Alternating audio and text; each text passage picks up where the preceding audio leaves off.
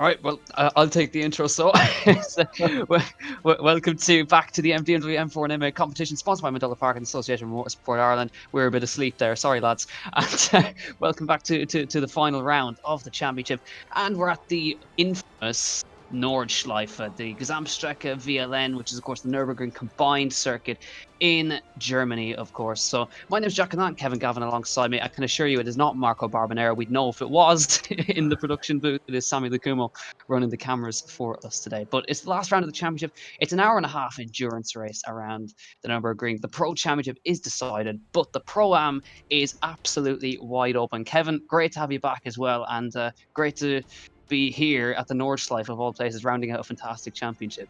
Yeah, apologies, Jack. I didn't mean to hang you out to dry there. I thought you had honours, as they'd say in the golf course. Given the fact that I wasn't here for the last two rounds. But yeah, look, we are. I am so looking forward to this race. I mean, I know obviously the pro is settled. Massive congratulations to Jordan Kelly.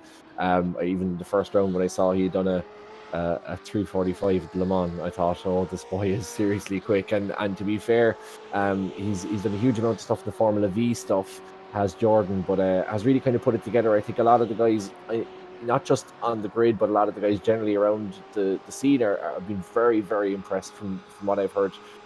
Hugely impressed with his maturity. Kind of, it just goes to show you the kind of, his ability to manage races, and he's kind of showing a maturity beyond his years. Young Jordan, he's only 20, of course, so a massive congratulations to him. Yeah, the Nordschleife, it is going to be a cracking race. We know a few of the lads raced around here yesterday, the VRA lads. We'll get to that in a bit. We know that one of them has been christened a new nickname. But yeah, look, no doubt we'll be rolling out the Nordschleife cliches about the amount of corners and the distance and all that as we go along. But this is a track I personally absolutely love to race on. This is the VLN track, of course, which is slightly shortened version of the GP circuit. Allows for more time to see around the Nordschleife itself. Passing will be difficult. It will be difficult for guys to get through. And as we say, it's an hour and a half endurance race, so it'll be, the likelihood is that traffic will come into it. Yeah, this is going to be an absolute cracker. I can't wait.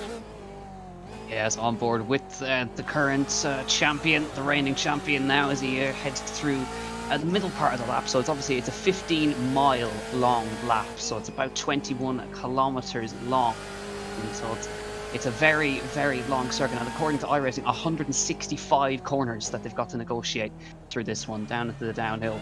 And this is why qualifying is so difficult, because if you get an off track halfway around the lap, that's your lap invalidated. You've got to go through the rest of it knowing that you've got no lap. So you've really only got one opportunity. There's a 15-minute qualifying, so ideally they've got 2 laps to run it out. Gets right out on the curb, as Jordan there, and heading now through this very tricky section. This is basically a sequence of long sweeping right-handers. That's long right-hander dropping downhill, then up around to the middle part of the lap here as well. But we should remind you as well, it is the 29th of November, by the way, and to anyone who's watching this, of course, you will be aware that the iRacing Esports Network is shutting down tomorrow. So as well as being this the final round, I believe this is also one of the last, if not the last, broadcast on the iRacing Esports Network. So you can say that you were here for that as well. Yeah, iRacing Esports Network shutting down tomorrow. So if you want to keep up with the action for future digitalmotorsports.com championships, go over and subscribe to the Apex Racing TV YouTube channel. But here we are in a very famous section here, Kevin. We've got the carousel that Jordan is about to take. Yeah, and obviously, look, both cars are more than capable of going through it. We see this for some other cars, as Jordan gets nice and low there, and you exit out the top then of that one. That's the difference between the carousel and the Kleine carousel, is that the carousel itself, you get down low, whereas in the carousel you try and stay high, whereas in the Kleine carousel you get right down low into the corner. And definitely in the carousel you try and exit out high. And that the next corner following the carousel then is actually quite that's hoch acht. I'll be butchering German for the night. I apologize, Jack. Obviously, your German is better than mine, given the fact that you're currently residing in the country. But French is more my strong suit. I was better suited to Le Mans at the start of the year, but yeah, it's that corner after the carousel is so what's the word I'm looking for? Deceiving. You think it's much tighter than it is. You have to have faith, and this is one of those tracks. This is the thing about the Nürburgring. There's so many crests, so many blind corners that you really have to know your way around here. First of all, and there's a couple of guys that are racing in this championship just spent this week trying to get to know their way around here, because as you say, I know that iRacing 130 odd corners. I suppose in reality it's probably more like 70 real corners, but still, you have to know your way around here. But when you do get to know your way around here, it is so satisfying, because it's such a long lap and everything has to come together in the one lap for it to be seriously good. I think my fastest round here is an 8:06 or an 8:05 in a GT3 car. I'm really interested to see how the GTs can do, but I think Jordan was near the top of the list again, so he's certainly not letting up, even though the fact that he's already secured the championship, of course, and the Pro-Ams really is where it's going to happen now today. Yeah, absolutely. The gap at the top of the Pro-Am standings is only 4 points heading into this last round.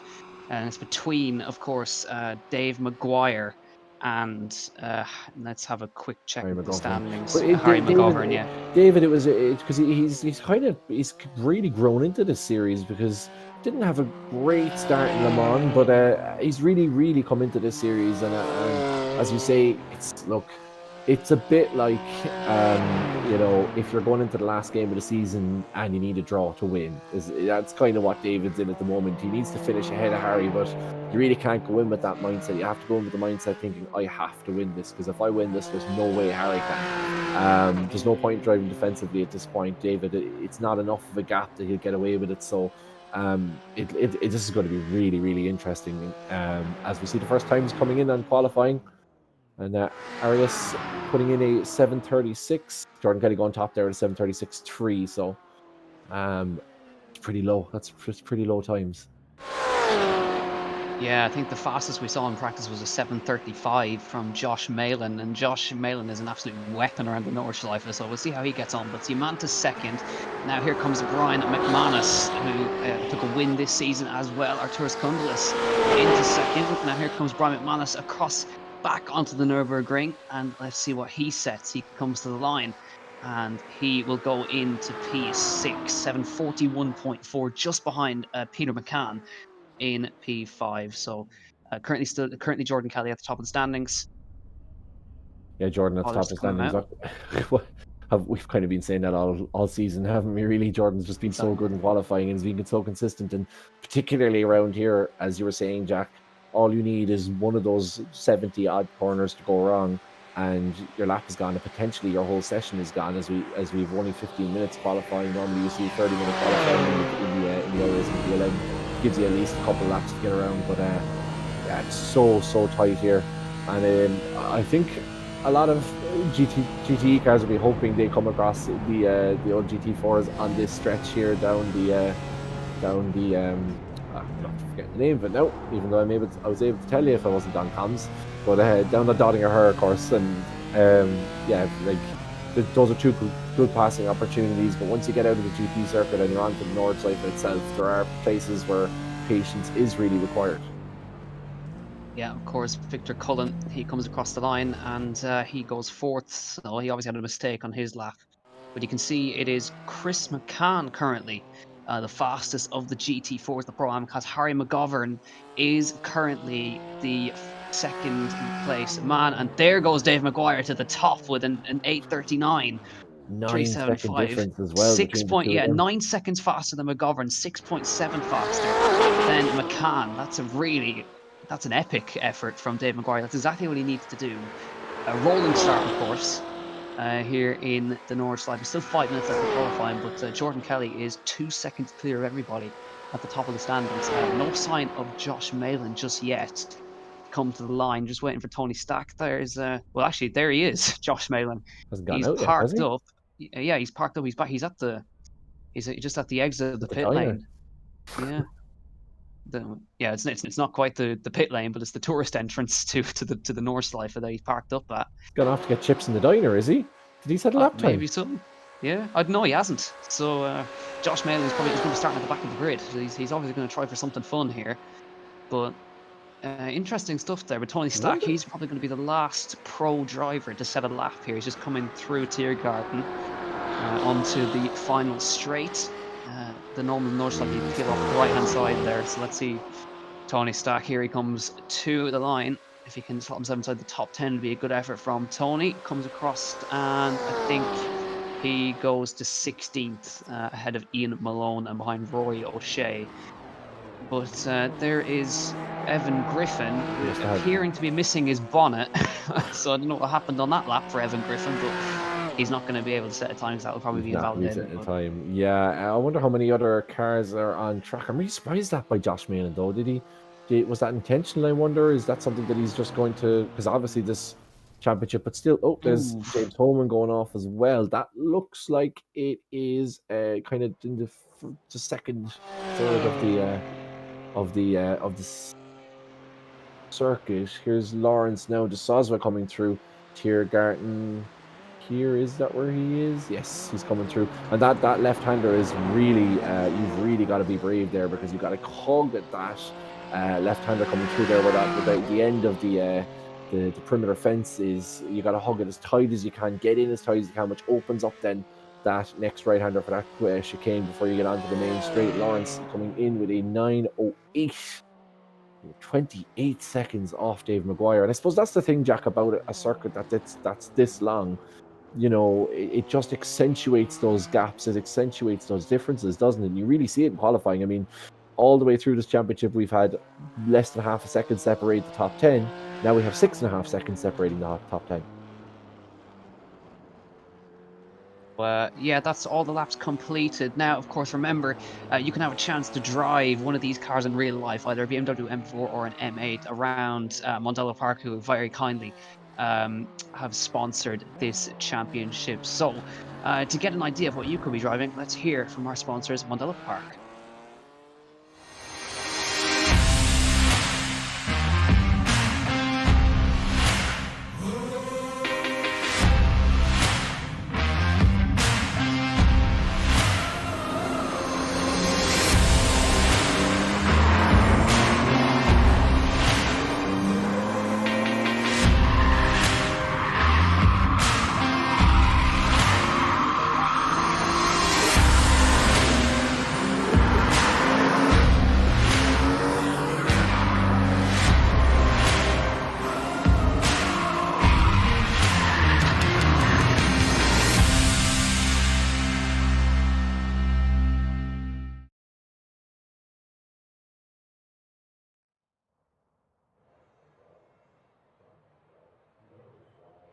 And welcome back to the Nordschleife once again, so you can have a chance to take a drive around Mondello Park in those M4s or those M8s. And yeah, final round of the championship. It's come around very quickly, even though we've had rounds every 2 weeks.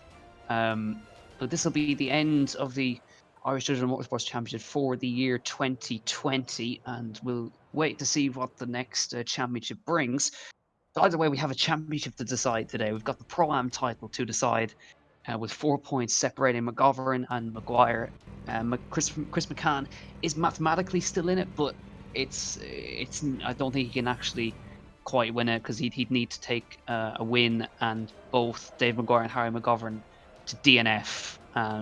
So either way. But anyways, here is the grid for the final race of the season. It's Jordan Kelly on pole, Arturas Kundlis next to him, then Jason Cooper and Arias Imantis, then Keith Dempsey and Peter McCann in P6, Brian McManus, Rob Moore, Evan Walsh inside the top 10, and Thomas Sivas in P10. Then it is Adam Dowling in P11 and Niall Murray P12 on the grid.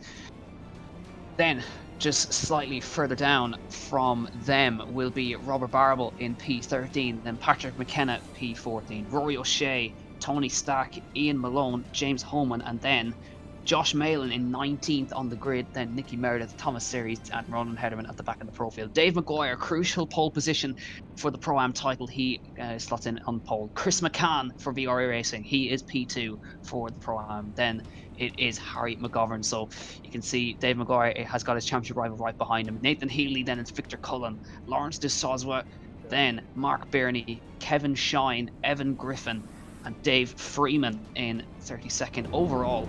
but at the rear, towards the rear of the Pro-Am grid.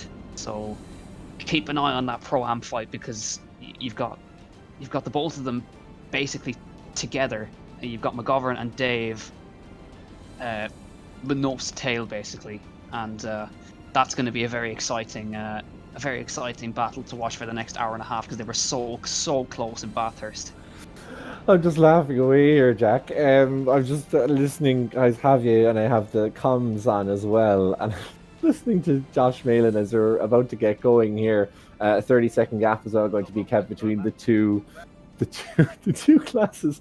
Josh went on the radio and asked the rest of them, how much fuel do you think I'll need, in the M8s? And his response was 80 litres. And Josh went, nah, good one, lads, that's funny. And at least 3 or 4 people were like, no, seriously, 80 litres, this is the Nordschleife, it's an hour and a half race. And he was like, I was going to put 25 litres in. Josh getting through 3 laps and having to pull in with no fuel. Oh, that's so and may funny. we remind you, ladies and gentlemen, Josh Malin, full-time real-life racing driver. Josh Malin. Amazing. Absolutely brilliant stuff from Josh. So funny. Yeah, great stuff. At least they were honest to Yes. give them the 80 litres. That's the follow-up comments where they were thinking we finally had a way to beat him, you know what I mean? Exactly, yeah. But yeah, as I said, the M4s were told to leave a 30-second gap to the M8s to give them a clean start into turn 1. So yeah, I'm sure there's nerves there in the M4 grid, because Dave Mcguire, he's got Harry Mcgovern right behind him.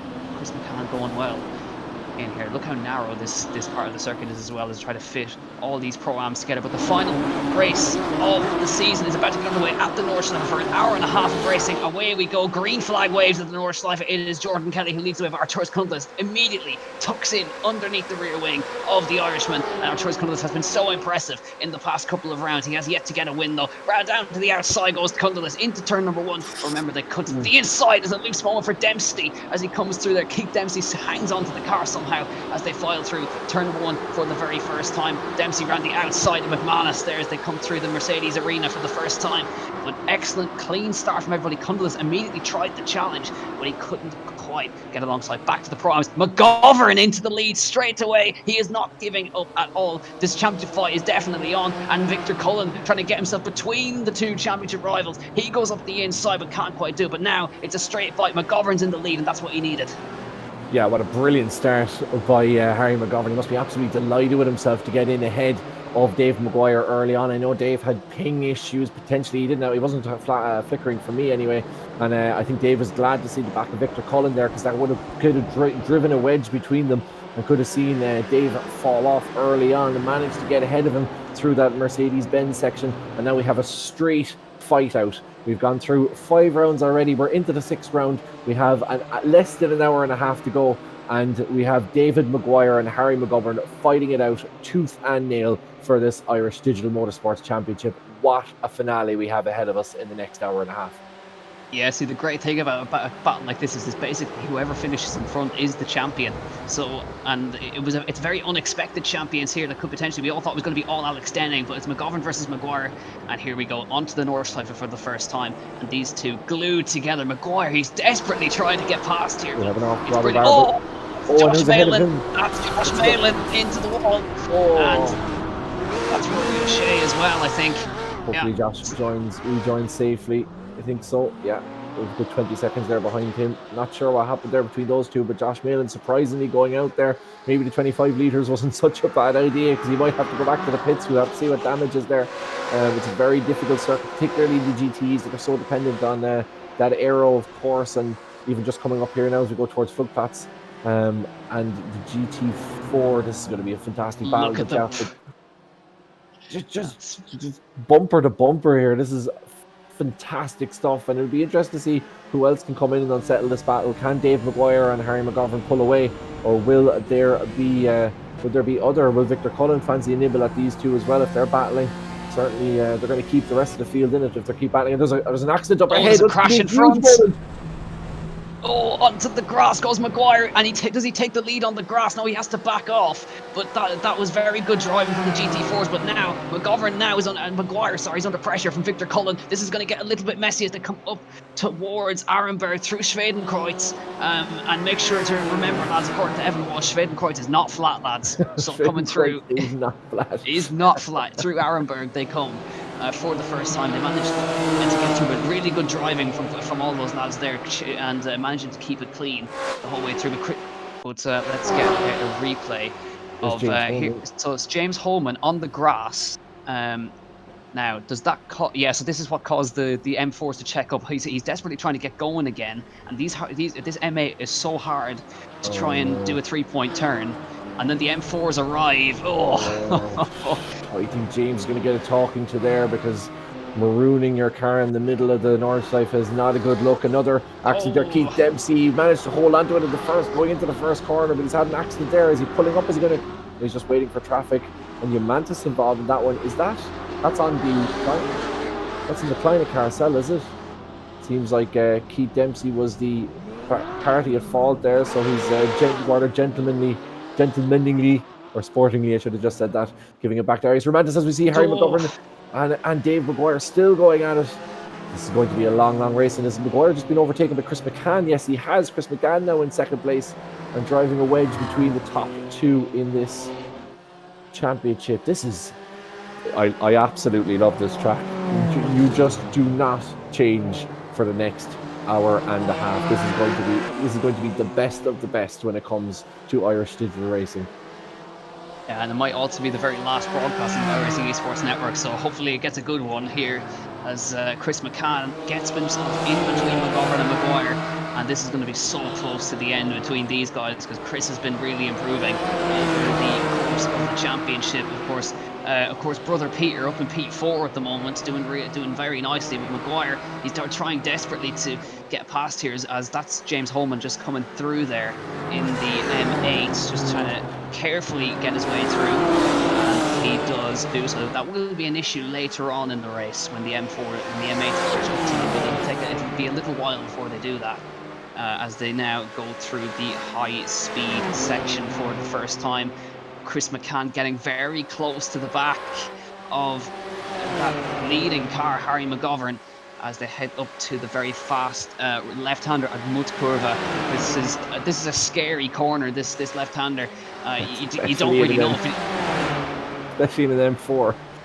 Especially with an M4, yeah, you don't know if it's going to actually stick or not as you come through there. But they're coming up to the carousel now for the very first time, and on board now with Dave Mcguire as he comes through there. McCann's looking, but you know for a fact that there's going to be no moves made through the carousel. That's basically suicide if you're going to try to do that. Yeah, no moves made, I would say, up until the dotting our hair. From this point, we got Hochak and then some really great corners. I absolutely love. I know it's a YouTube corner. It's known as YouTube corner, YouTube, yeah. I think, but I love that right hand that you just cut across the curbs, because the curves here are so aggressive. It's so difficult to get on them. But they just flattened out those two heading into to Brunchen, and it's so nice. Here's something, an incident potentially involving Robert Barabel. That's as these three go through. This is absolutely brilliant. I'm enjoying this so much. Yeah, top three battle and a championship battle at the same time as they head down the hill once again. Oh, that is Victor Cullen, who we saw running so well. He's trying to get the car back facing the right way.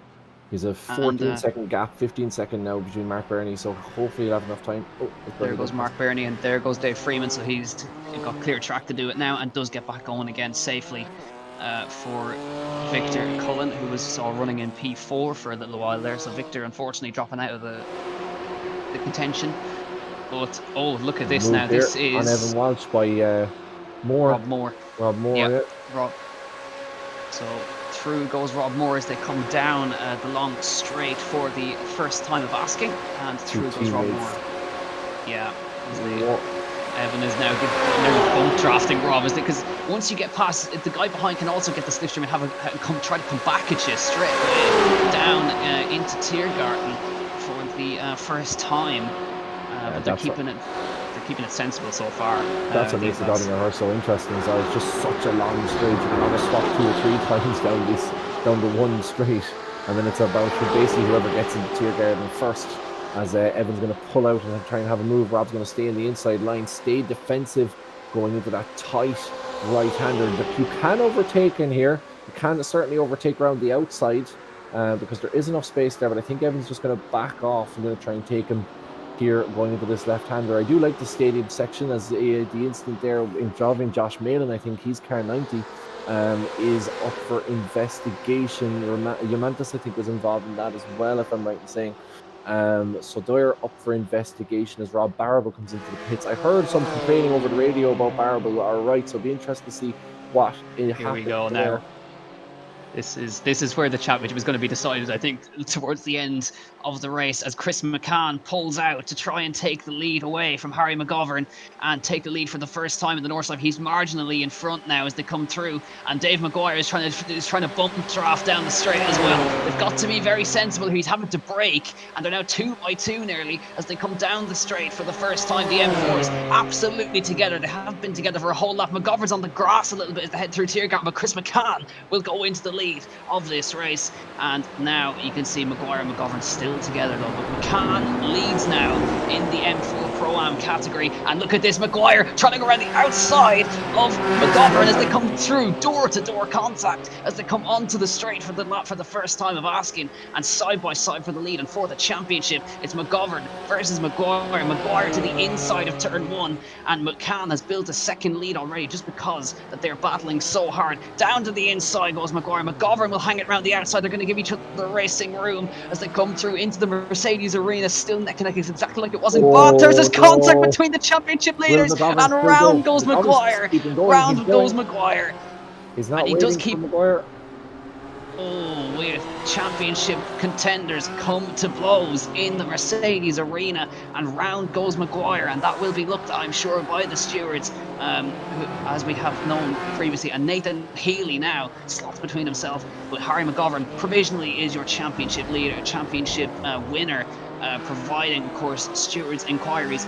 But of course, there's still a long way to go in this race. Yeah, that's going to be such a difficult one, because you do feel that McGovern did hang it up the inside. Obviously, David Mcguire came across it back at him. This will be a really interesting one for the stewards, because there is a low apex in that corner, and it did look like that Dave Mcguire might have closed the door a little bit on McGovern, but you really want to see things sorted out on track, especially when these two have been battling so close. Oh, it's coming right down to the last race, and you do hope that it gets sorted out on track, but it's going to be difficult to see how the stewards are going to get involved in that. It could be the investigation that decides the Pro-Am Championship, it's just crazy how close this is. And it was always likely with such close racing over the course of an hour and a half. But I was just going to say, as they were heading into the arena section, is it you just have to play the waiting game, because there's always a chance on this circuit that a mistake can be made, that you can have be caught up in traffic, and you've got to be bide your time. And I just wonder, for Harry Mcgovern, could he have just backed off a little bit there and shown a little bit more patience? I suppose we'll just have to see what the stewards have to say about that. Yeah, we'll have to wait and see, as we're riding on board with Niall Murray now, absolutely hustling the car through this part of the circuit here, getting right up on the back of Adam Dowling, who's running well inside the top 10, getting onto the brakes here. That is uber close to contact as they come up through, and there's your investigation popping up. That's Mcgovern and Mcguire. He's under investigation, and that could be a very crucial investigation. But the key thing is that Mcgovern is still... Oh, there goes Murray in a spin. Oh, no. Oh, that's a big one as well. Oh, he's done Anisha, and he's chucked it into the... And he's almost taken out Cybus there as well, who was trying to come in his outside. Now two of them are going side by side. That's not great. If I was Thomas Cybus, I'd be lifting a little bit here, given hot tires on Murray's car. He's gone wide in that one as well, so I'm just going to try and take out the inside. Oh, Niall won't be able to even challenge him, that one going wide. And I sense Niall's going to have to go to the pit. That was a heavy collision with the barrier. Yeah, it definitely was. Unfortunate for him, but now heading up through Kesselchen up towards Mudkurva. You want to hope that he doesn't have too much rear damage on that car. Josh Malin, as we mentioned, Josh Malin back at the grid. He's up into 11th place right now, making good strides. But out front, Jordan Kelly, absolutely untouchable for now, 2 seconds clear of Arturas Kundulus, who is doing an excellent job there in P2. We'll keep him on board as we head now back to Josh. There he is in P11. He's got a bit of a gap to make up to Niall Murray, but Niall, of course, has damage. So it mightn't be too long before Josh is able to catch up to him here.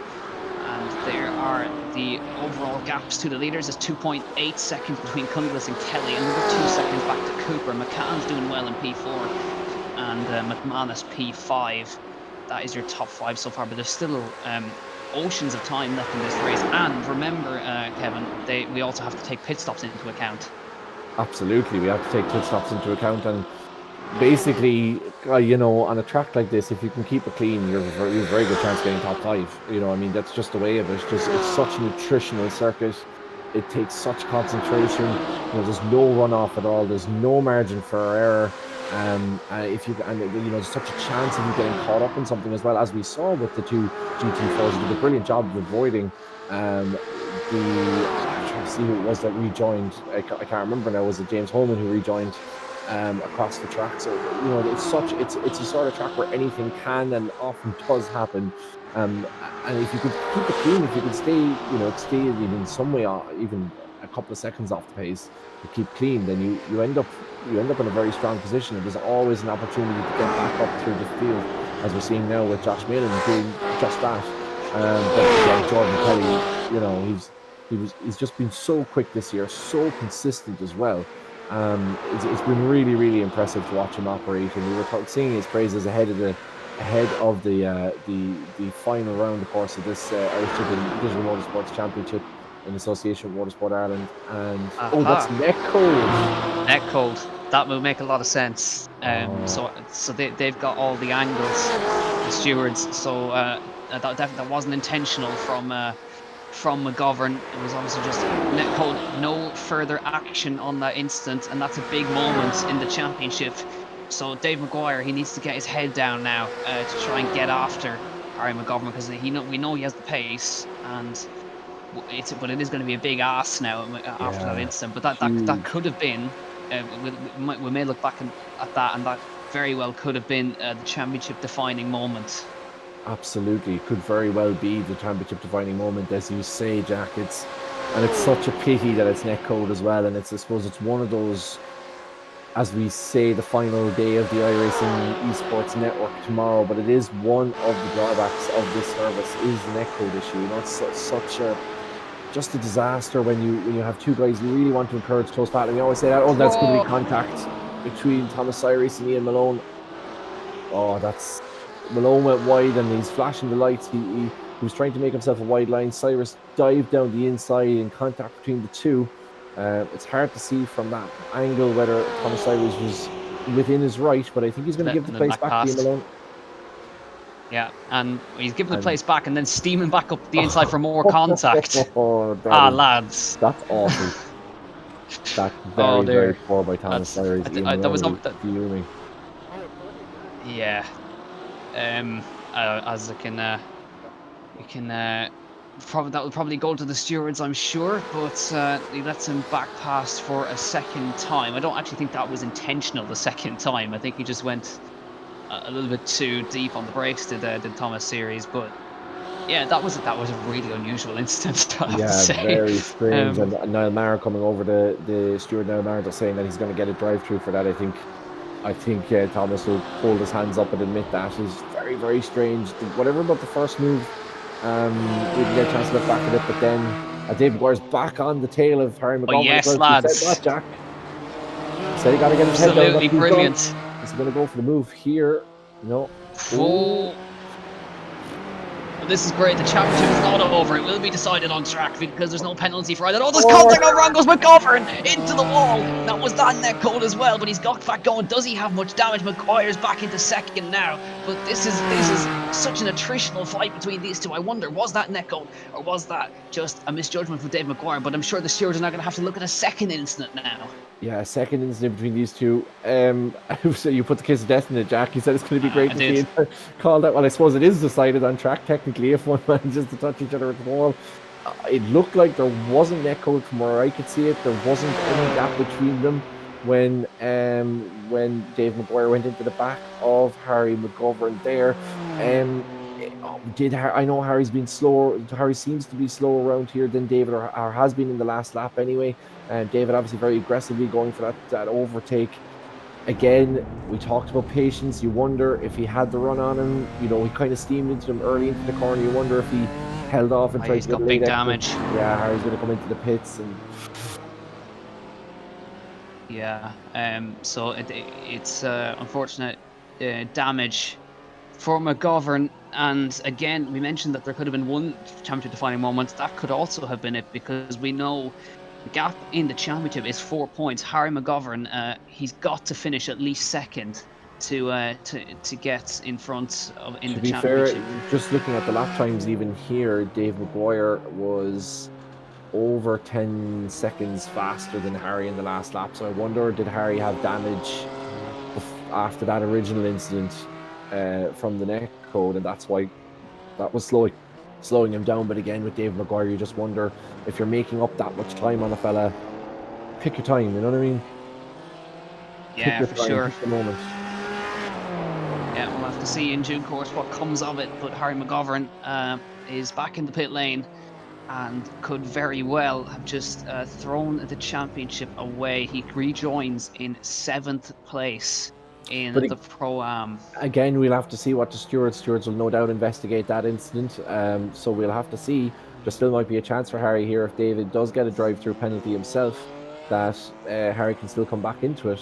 As we just heard, I heard over the radio, Thomas Series getting a drive-through penalty for that. So yeah, I think Thomas can, as we say, put his hands up to that one. It was very strange to allow Liam Malone through and then try and take him back up the inside. I'm not sure what Thomas was trying to do there. Just a total misjudgment and a drive-through for him. But I suppose we'll wait and see if there's a drive-through for Dave Mcguire now, because what's the difference between those? It's a minute and just over a minute between those two. So you wonder, in pit time plus a drive-through for Dave Mcguire of this championship, if that was awarded, would this championship still be open?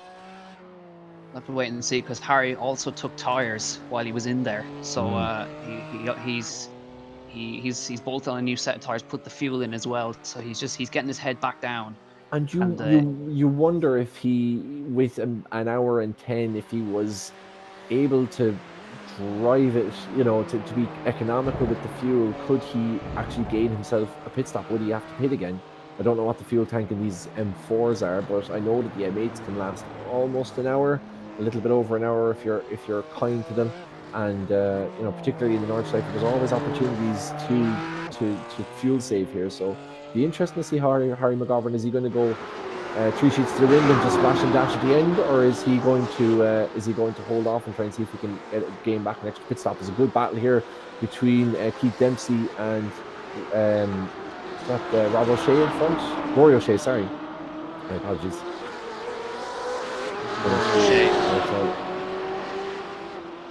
Just out of the carousel, and Keith Dempsey trying to get past here. And Keith has not had the best season, from winning multiple championships in a row to not scoring a single victory in this championship through various unlucky incidents and so on.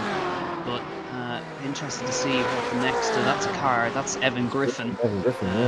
Yeah, slowing down to let the pro guys through, and obviously suffering damage of some kind during that part. But Keith Dempsey, we want him to come back strong for the next championship, because we know how good he is. Like, he's a multiple champion in the digital motorsport scene. Just having one of those seasons, nothing has gone his way.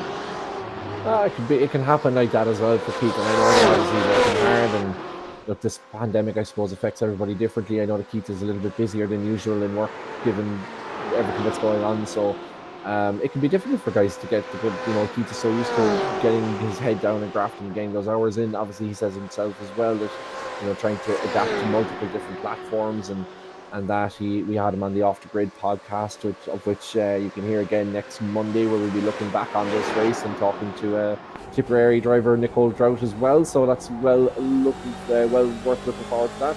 But yeah, it's just, as you say, it's just been that one of those seasons for him, Jack, and that happens too. You don't become a bad driver in one season, and as we've seen in Formula One, the 4-time world champion struggling with Ferrari. So yeah, he can be back strong next season, I've no doubt. Absolutely. As he heads down the long straight here at the Nordschleife, about to complete the fourth. On to lap number 4 now goes Jordan Kelly. As you see the slipstream now for Dempsey behind Rory O'Shea, should be able to get past here, no issues. And looks like Rory is suffering from a straight line speed deficit on top of that. So through goes Dempsey, and Rory gives up the place without too much of a fight. So after a crazy opening few laps, things have calmed down here at the Nordschleife, and it's Jordan Kelly, your leader. Arcturus Cumulus running very, very well. I think Arcturus has come on very strong in these last few rounds, considering he picked up a podium in Bathurst. Well, he came P2 and very nearly took the win in Bathurst. And considering the what setup he uses with the hand controls, I mean, it's so impressive how fast he is, how competitive he is in this championship. Yeah, very strong in Spa as well. And I think it just goes to show you really that,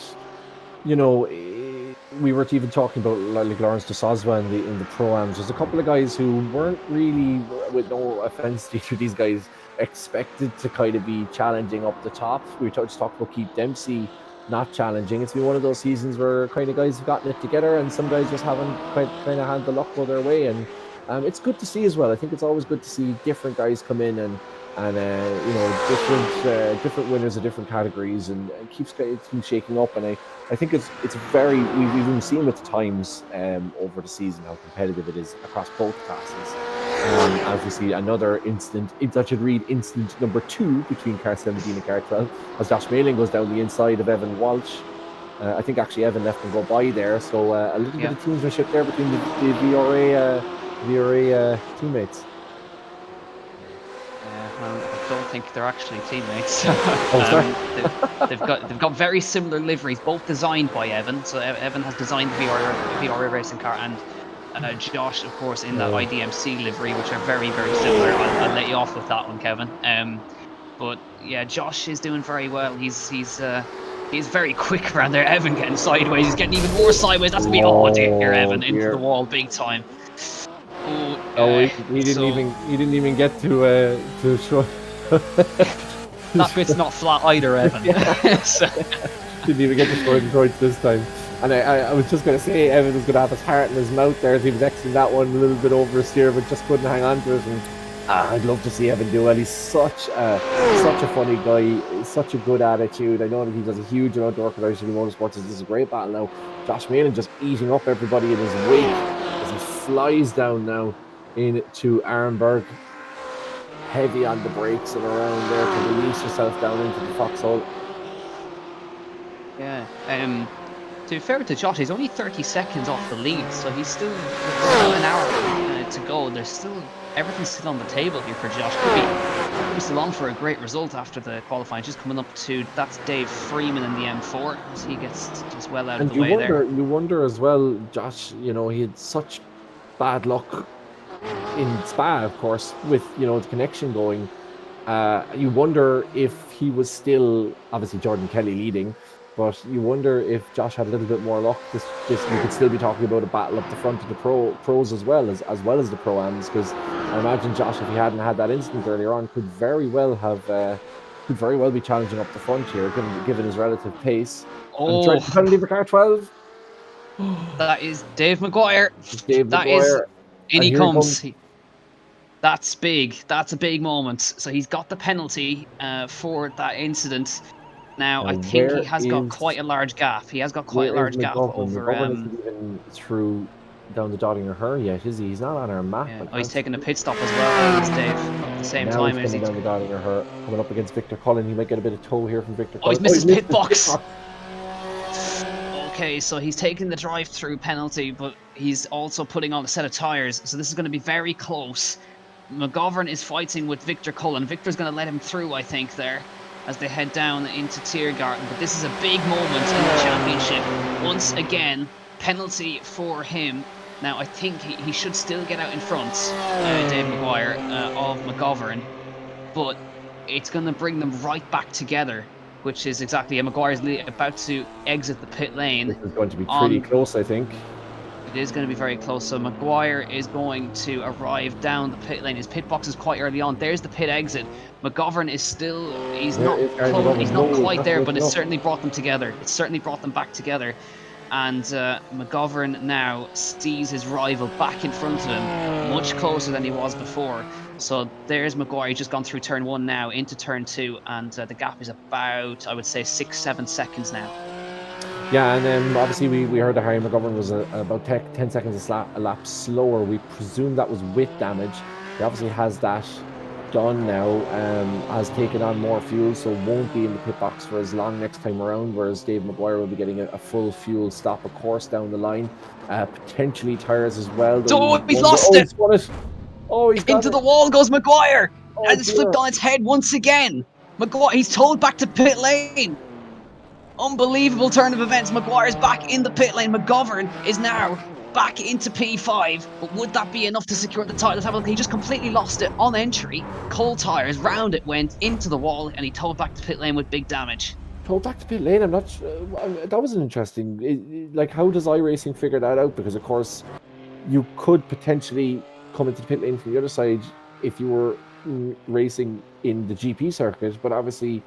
The pit X entry doesn't come around until right at the end of the Nordschleife. So will David have the full pit? Will have the full tow all the way down the Nordschleife, or will he get a quick tow? Yeah, that's a good point. Because the tow, if he's around the first part of the circuit, it could be upwards of 5 minutes to get back to. It's full tow. Samuel Ikuma confirms it, full tow. That he's out. Mcguire's out of the title fight. Unless something happens to Harry Mcgovern. I mean, we're only 29 minutes into this, and this is turned on its head more times than fried egg in a Saturday morning. That's a terrible, terrible comparison, Kevin. Fried egg on a what morning? I was thinking of something you flip. It was a fried egg on a Saturday morning. Kevin Galvin. The worst walkerism of all time. But yeah, Harry Mcgovern now, he doesn't need to really push now, because he just needs to not make any mistakes, and he will after all that as well, after getting through your drive-through, David getting his head down, getting into the pits and managing to eke out enough of a gap, and well and truly, I was just talking about as he was going through the arena section, I still think David was faster race pace than Harry, even though I know Harry had the damage, but you just wonder, the gap was enough there for David to just, it's so easy to say these things in hindsight, and as if you're David Mcguire, you're not gonna exactly slow down either. But it was such a simple mistake going into that. It would be really interesting to see, did he miss his braking point, or was he lost focus? Because it's such an unusual place to go around that corner. It's normally fairly straightforward to break the 100 marker. You get her in tight and you exit her through the, and set her up then for the next corner. It's such an unusual mistake, as Harry Mcgovern. It's just been a roller coaster of emotions for these two, hasn't it? Yeah, absolutely. I would wager, Dave. He did put on a new set of tires, and of course the tires are not pre-warmed. And cold tires are absolutely lethal on iRacing. He was just taking a drive-through, wasn't he? Oh, but he did stop. Yeah, he stopped and put on a set of tires, and those were freezing cold tires. Turned in absolutely no grip, and it went around. But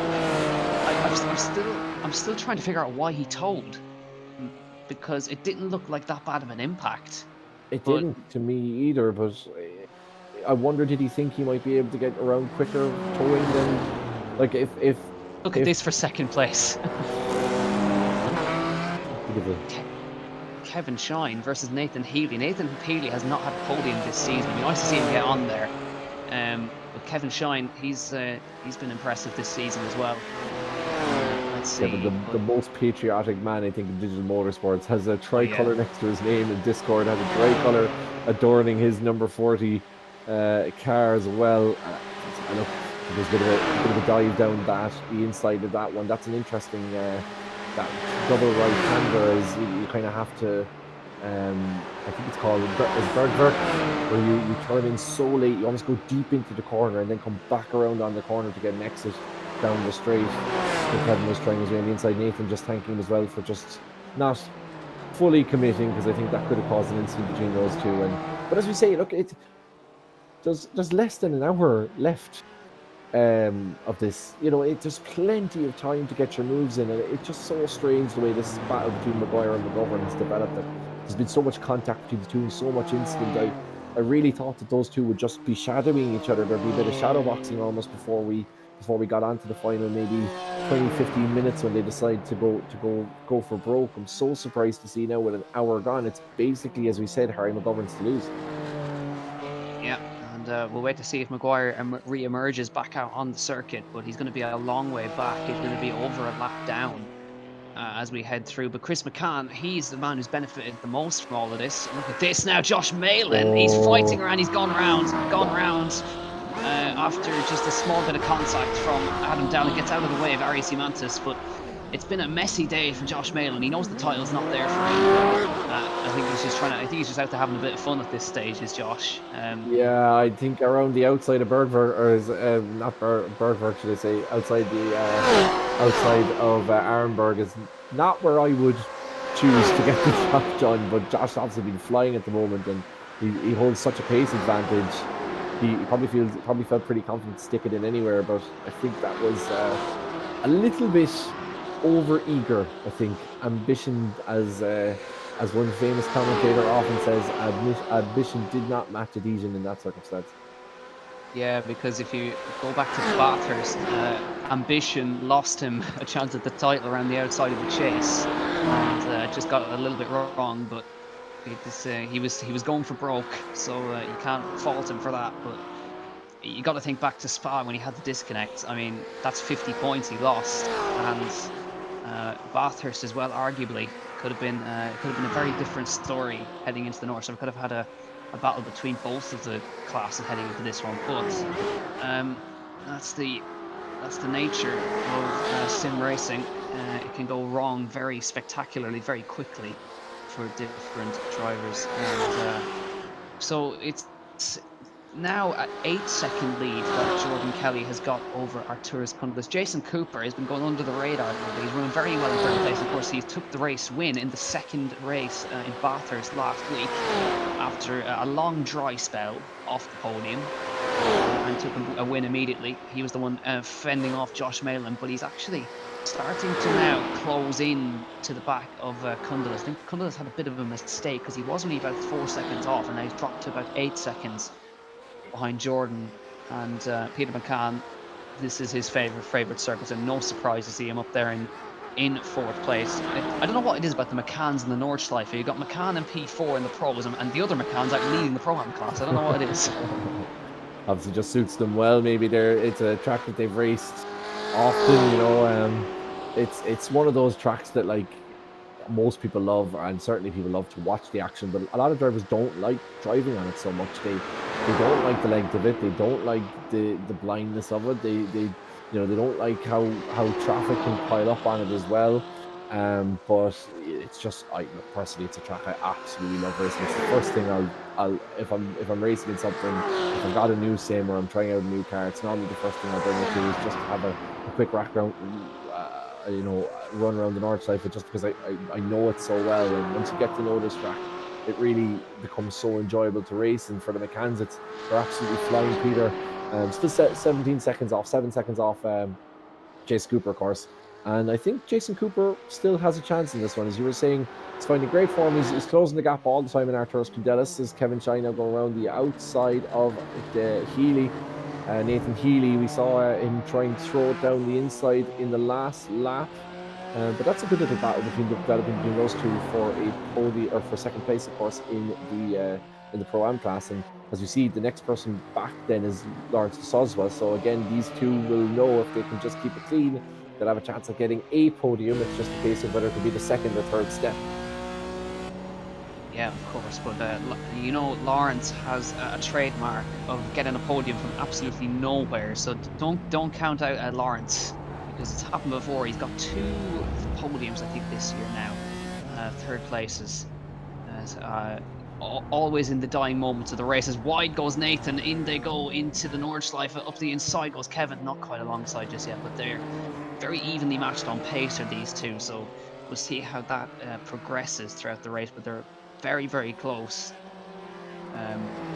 But about a minute back from these guys with Harry Mcgovern. That just shows you how far back they are, and it's been a twist and turn tale. I don't think Dave Mcguire has actually even emerged back out onto the circuit yet. So, and no sign of him. Whether he's going to actually come back is another question, because he's also got damage to do that. Adam Dowling's had a problem. It looks like he's just dropped about 3 spots in this one. Adam, yeah, he's had a spin, I think, because he's just getting back going right here. Still in the pits, and he's over 11 minutes now in the pits. 11 minutes 20 as Adam spins up. Did well to hold it though, however, and avoid the contact. Thomas Sebas seems to be coming across everything at the moment. Every time there's an accident, I just see that Lego car going past in the background, but it seems to be avoiding all of that. Adam losing control there, but as you say, doing really well, and oh well. Yeah, it's not as far as I can see, it's not a Lego car, but here we are. This is Ronan Hederman getting in front of Rory O'Shea, loses 11th spot. I think Rory is carrying some damage because he seems to suffer down the straights quite a lot. Yeah. So I think there's aero damage on the front. I feel like getting overtaken by Ronan Hederman in this championship is particularly galling, given the fact that when he overtakes you, you have a smiling face looking back at you. On the bumper, just mocking you as he goes down into the distance. Ronan is in comes Rory. I think that's to repair that damage that he's carrying, and you can actually see the car of Dave Mcguire there is still parked in the pit box, and there he is. It's really the end of the championship. There's no way he's going to come back from here, unless, of course, Harry Mcgovern has an incident. But even then, you wonder how bad will Harry's incident have to be that he's going to be spending 12.5 minutes now and counting in the pits. And of course, Harry just needs to finish ahead of David, and he has the championship sewn up basically. So, with the point standings the way they are, so it's really a case of Harry. He has 7 whatever 2 minutes, just 2 and a bit minutes behind him. Just avoid any issues with traffic. Make sure he's pulling over to the side when he needs to. And I think Harry's just have to take this Nordschleife a bit like you do when you're on holidays and you're not in the rental car, you're in your own car, and you just want to make sure you get through it without any damage. Harry needs to drive it a bit like it's his own today. Yeah, he's got to look after his car as best as he can. So we'll see how he gets on. Chris Mccann, I talked about him briefly before the broadcast. He's not fully out of the title fight, but he would need Harry to DNF from it. So it would be quite tight. He'd basically need both of them to non-score for him to have a chance, because he's actually exactly 50 points off the championship lead, and it's 50 points for a win. So with Dave Mcguire not scoring, or is probably not going to score, he will be classified as a DNF. I may have to do some quick maths here, because it's actually going to be quite close between because Chris Mccann, I mean, he's actually not fully out of it, so we still have a story here, Kevin. Well, we'll always find a story no matter what. In fairness, Chris Mccann is, what did we say, 47 points back. 47. And I have the point standings in front of me. I am not entirely sure. You have the point standings in front of you there, Jack. So it's Chris Mccann on 221, Harry Mcgovern on 268. The point system. The point system, of course. Sorry. Yes. So 50 points for a win. And currently Harry is P5, so he's going to score 30 points, so that's a 20-point deficit, so it's still not enough for Chris to win. Not enough quite yet. That was pretty simple maths there, in fairness. We got lucky with that one. Yeah, we got lucky. Even numbers. But he would need, as I said before, he basically would need Harry's DNF from this one as well, to tie on points with Dave, but I still think Dave would win on countback because he has more wins, so it still could change, Dave could still actually win this if Harry also DNFs and Chris takes the win. It could change very quickly. Yes, there's any number of options here still available to us, but I would have much rather see Dave and Harry duking it out on track as we saw earlier on. And I have to say, as a fan, it is slightly frustrating to see this happen so early. You just wish that those two had just been a little bit more, like it's an hour and a half long race on the Nordschleife. There's always a chance that somebody might have an off or have an incident or get something wrong. It's such a pity for Dave, of course. I mean, going into that, as you say, cold tires, and it just takes us, those M4s, they don't have the same aero ability as those M8s. So you just slightly overturn, you get a bit too hasty on the wheel, and all of a sudden you find your engine facing the wrong way. It's such a difficult, it's so easy, should I say, to get for that to happen. And David, I still don't get, like, still in the pits, I think. Am I right in saying? No, out of the pits now. He's out of the pits. 15 and a half minutes in the pits. Like, what was it that took him so long in the pits? I would imagine it was probably a lot more damage than he thought. He's out completely. He's out completely. He's not back out on circuit, Dave Mcguire. So that is confirmed now. You can see him on the timing tower. He has, I believe, fully gone. He's disconnected from the session. So he's given up. Wow. So Mcgovern just needs to cross the line. That's all he needs to do. Honestly, I'm so surprised by that. Like, it's with a circuit like this, there's always a chance somebody might make a mistake and they might end up having a huge repair as well. I mean, how many times anybody who's raced VLN knows you could have an accident on the first lap and you could be 3 laps behind the leaders, and all of a sudden you can still find yourself finishing 4th.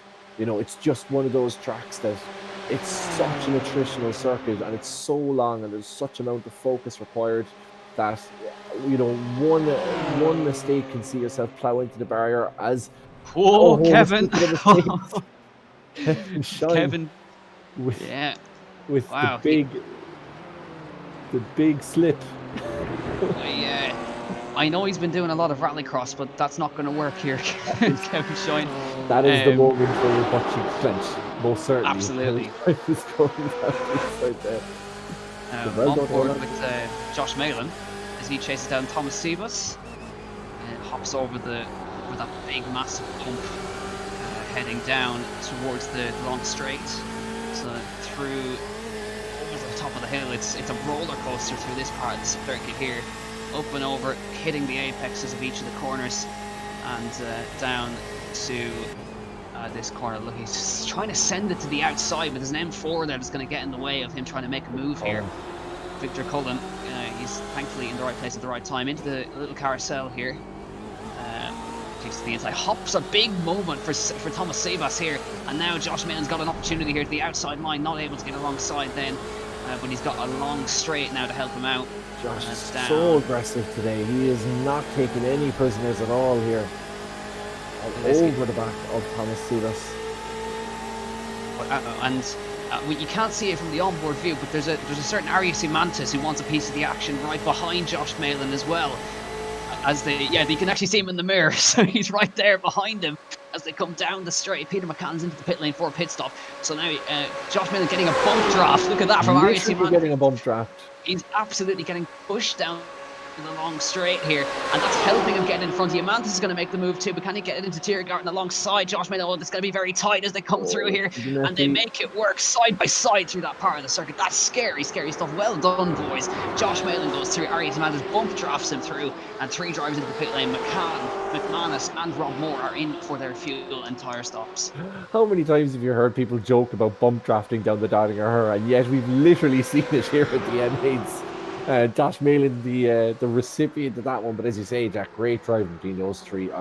Superb standard, and to be fair, the standard generally as those 3 past Lawrence de Sosba now in 5th place now in the GT4s. The standard of driving generally has been really, really strong. We haven't seen barely any incidents in this round, apart from at the start, really, which is to be expected. When you're racing in such a tight circuit, but generally kept it clean, and particularly good to see, no incidents between multi-class, the M4s and the M8s, keeping it reasonably clean between classes. This is an interesting place to go too wide down the floodplats. see if he can stick around the outside, but didn't quite work. Kevin Shine going into second place there. These lads are having a great fight, Nathan and Kevin. They're well clear of the cars behind, so they're just and they're quite a ways behind Peter McCann, Chris McCann.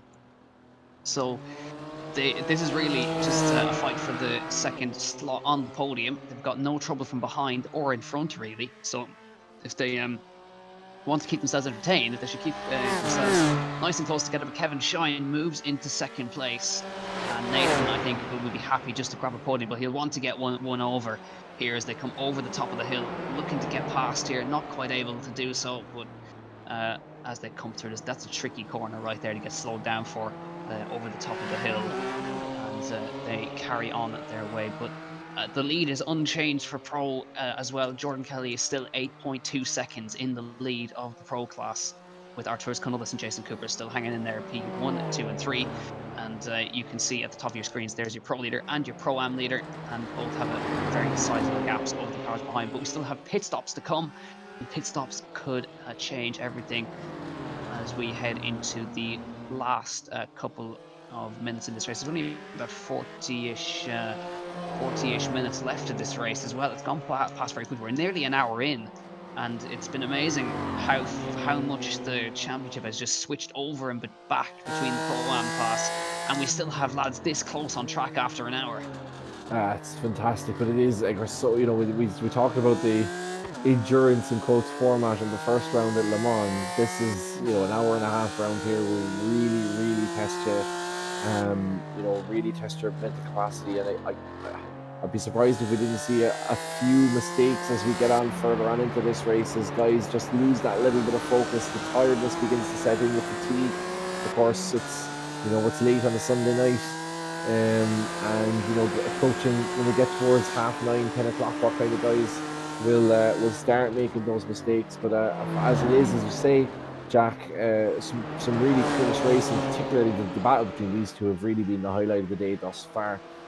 It's the kind of battle we were hoping to see between Harry Mcgovern and Dave Mcguire, of course, but Mcguire, if you've just joined us, has disconnected, and Harry Mcgovern is set to win the Pro-Am category if he can keep it tidy. A good bit of a gap between himself and Victor Cullen, and indeed in front with Kevin Healey, the man you're seeing on screen here in front of us in third place, battling with Kevin Shine in second. So it looks like our Pro-Am leader is almost set to be crowned, but as you say, Jack, still a good bit to go in this race, 40 minutes, and we saw how much happened in the opening 20 minutes. Hopefully there'll be plenty of incidents in the last couple of quarter of this race, to even last third of this race as we go into it. Yeah, we certainly hope so. But got one of that's the leader. That's Jordan Kelly trying to get himself through. And the Pro-Ams have to take to the top of the carousel to avoid him. But he was very patient going through there. Whereas Jordan Kelly didn't try anything. But that's the leaders now beginning to catch up to the Pro-Ams. So there is Jordan as he comes through the top of the hill. But so the key thing that Harry Mcgovern has got to do is that he basically just he cannot DNF. If he DNFs, he's also lost the title. So it doesn't matter where he finishes, he just needs to finish to secure this title, because points are secured for all the way down to even P12, and P12 is the cutoff for points. You can still score 18 points for scoring 12th. So and there isn't even 12 cars in Pro-Am, so he's got plenty. Just looking down the list here, you have 1, 2, 3, 4, 5, 6 cars who are already off the lead lap in GT4. So even if Harry did have a big off, you would imagine he'd still be able to finish ahead of all those cars. Evan Griffin is the highest, I think. It's hard to see what classes we are now, but yeah, it's Evan Griffin, I think, is in 8th place there, and he is a lap behind the leader. So you'd wonder if even if Harry had an off, he'd still have 2 or 3 laps to spare before he got into the territory of having to worry about not getting the points required to top this championship. So it would take a huge amount now for Harry not to come away with this. He basically just needs to not quit the session, Yeah, and that's or have his basically internet it. disconnect. Yeah, which would be heartbreaking for Harry. But I mean, it's happened before with Josh Malin on the final lap, so that we can't rule it out because it has happened before. Um, Josh Malin losing the lead in Spa because of a disconnect, but these boys still at it here between Kevin Shine and Nathan Healey, still having a great fight between the both of them. Yeah, to They've be been fair, going at it and for Nathan has a really good, and Kevin as well, but Nathan particularly, I know he's a great reputation for racing fair, racing hard, but racing fair. He'll always leave you enough room. You know, there's no kind of dive bombing or no punting off track. So it's great to see these two guys. You know, now. as Watch this. Kevin trying to break the toe, but you know, this it's all like breaking the toe is all fair in love and war. I'd be very surprised to see Kevin move under braking, as it looks like Nathan's going to go down the inside of him. Is he going to be alongside him going into Tiergarten? Oh, this could be tight going into this left-hander. It looks like Nathan's Certainly going to is. pull ahead. Yeah, he is in front. So Nathan Healey makes the move as they head towards Tiergarten. Top 3 in Pro class are also into the pits for their stops as well. But Nathan moves into P2 and is going to go a little bit wide in Tiergarten though, but I think Kevin also went a bit wide, so it cancels out. But this is going to be a great fight to the end, and in he comes into the pit lane, and Kevin's going to follow him in. So it was a fight to get into the pit lane first, really, between those two. And yeah, it's a pit stop for Nathan and a pit stop for Kevin. I don't think Chris Mccann also came in.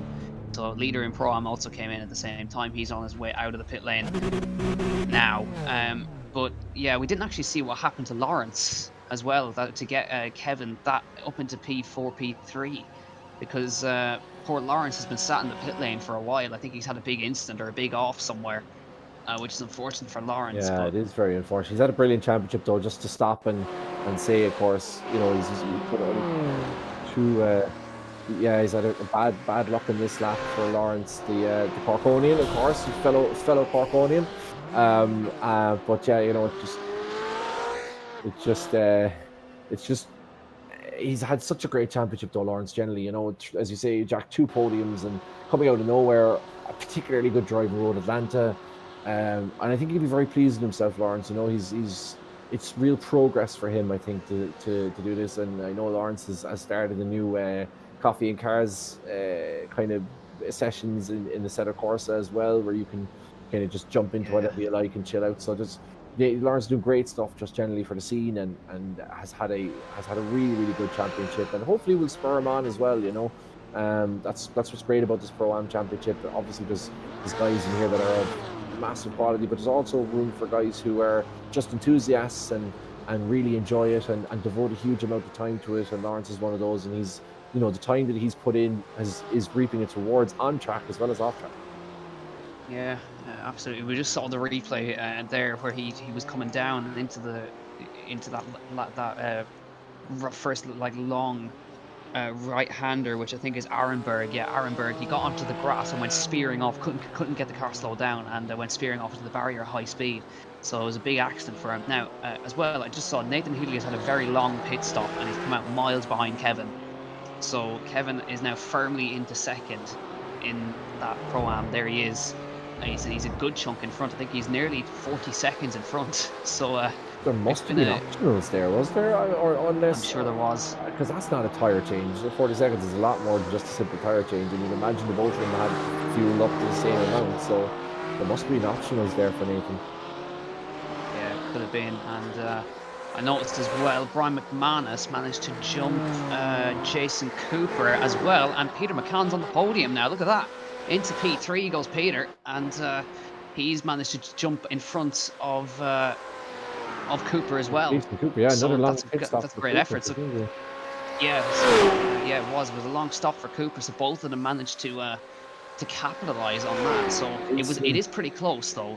Cooper only about a second behind McManus, but still a big winner there is Peter McCann. And he's come out 7 seconds in front, and how far is he behind Cundless? About 12 seconds. There's an incident there. Josh Malin apologising to Kevin. Is that Kevin Shine he's apologising to? Because he's falling off a little bit of Chris McCann. I just heard him over the radio. Josh Malin apologising profusely for some incident involving a Kevin of some description. Presumably that's Kevin Shine. But trying to see here what happened with Josh Here we May are. around here. He does have Kevin Uh, Shine in front of me. Went wide there, but kept it going. Oh, is this coming down into Hassenbach now? Just gonna do this. He has Kevin Shine now in front of him. He was apologizing profusely. Kevin Shine. There's the contact. You can see him. I think he just misjudged what Kevin was doing. Although to be fair to Kevin Shine, he managed to keep it, and Josh kind of held off the pedal then, and now going to make the move a little bit. yeah, I think just unfortunate for Kevin, but at least he's managed to. There's the two Mccanns together, and that's Chris leading Pro-Am and the other Mccann in P3 in the Pro class. So both of them having an excellent day. But yeah, I'm just having a look at that incident now. Just hearing on the driver's chat as well as you were saying, Jack, Nathan Healey, the reason why he had such a long pit stop was because he was done for speeding into pits. So had a 40-second stop road penalty for that, which he had to serve in the pits. So Nathan Healey getting done for 40 seconds, and hence why he's so far now behind Kevin Shine. Hence why he's exactly 40 seconds behind. Yeah. So that's a shame for Nathan. But either way, he's still in the podium slots. He's still P3 and still in it. You'd imagine, given the fact that there was heavy contact with Kevin Shine, so he may have to pit again. It'll be interesting to see whether Kevin decides to do that with just over 30 minutes left in this final race. But it's still great to see that Jordan Kelly and Arturas Cundidas are still so close on track. It's only 9 seconds between them at the top of the field. Considering Chris Mccann is 44 seconds in front of the nearest Pro-Am challenger. There is Chris, and he's on course to actually take his first win. And he's progressed very, very well this season. And part of the VRA racing crews, I'm sure they've done plenty of running around the Nordschleife. Of course, they had the virtual VLN and just yesterday, so he has that fresh in his memory. And of course, they did do it in this very car, so he's got plenty of experience in this machine as well. So and has progressed very, very well over the course of the season as well. But he's been mentored very well with the VRA racing crew. Yeah, it is a great little community they have there, and you know it's nice as well where obviously they do the competitive stuff like we saw yesterday with the VLN, but then a lot of those guys carried on Saturday night just messing about in the Set of Corsa. As I said, I was racing with them down the LA Canyons the other day, and you know just a nice little balance between, you know, they don't take it too, they do take it seriously when they're out on track, and they give it their all, but then away from track there's a nice relaxed balance to it, and yeah, it's just really nice, generally just a really nice community. And I have to say, one of the great things about commentating on this series is getting to know the guys and kind of James O'Neill and everybody else involved in Irish City Motorsport. So it's just thanks from myself, I suppose, to everybody in Irish City Motorsports, which of course we'll be saying at the end as well, but just the way they've taken me in from somebody who wasn't really from this background. It's been fantastic, and a real privilege, as I said at the start, to be able to commentate on this series. Yeah, absolutely. I echo those statements. But of course, we'll have a big we'll have the Oscar speech at the end, I think. But you can see now Jason Cooper starting to come back a little bit now. He's catching up to McManus up ahead of him. So let's see if he can regain that 4th place he lost in the pit stop phase. Cooper's been going well in the last half of the season now. He's got a win under his belt, and he's been consistently fighting for those top positions. And just under half an hour to go in this race right now, and Jordan Kelly out to 12.1 seconds. He's led every lap of this race so far, is Jordan Kelly. He's been absolutely untouchable at the front. We'd expect from the reigning champion, and I want to see how the next championship is going to unfold, where we have him now going to start defending his title. But here comes Jason Cooper now in the slipstream down the long straight. It's going to be a fairly simple pass for him. McManus is not going to make that too hard for him as they head down towards Tiergarten, and Cooper is just going to nip in front as they come down to Tiergarten. McManus tries to get up alongside, but he can't do it, and through goes Cooper back into P4. And Peter Mccann is only about 6 seconds up the road, and I think actually Cooper has got the pace to maybe catch him. Certainly, it was showing super pace earlier on in the race as well, and Jason's always thereabouts. He's a very clean racer and does a great job of keeping consistent speed from beginning to end. And that's one of the things you see guys, and they're very quick on single laps, but they're kind of making mistakes. They're not consistent. Jason is so consistent, and like as you say, he's just could really make a push here for a podium place. I think not sure what happened to him earlier, why he fell away, but as Josh Malin goes in for a stop-go penalty, he was also done for speeding in the pits earlier on. But here's Keith Dempsey now coming through to take that 8th spot. A bit of an up-down race again for Keith. We said it's been more of a down than up season for him, but still battling away anyway, and opportunities to make up places before the end.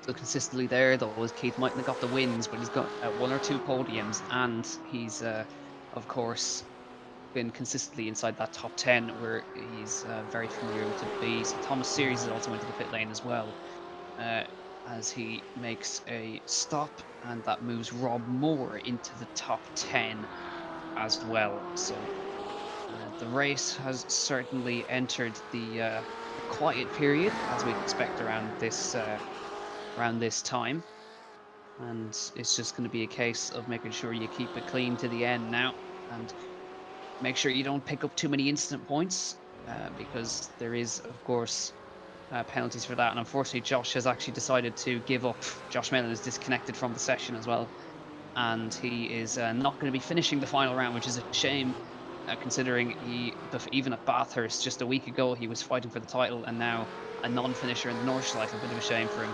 Yeah, shame. And he could hear his frustration, because the way iRacing is, he came out of the pits saying that it was a 10-second. That's an interesting move up the inside from Shine. Kevin's going to give him enough space. That was doing down, Adam Downing. It was Thomas Series going up the inside there.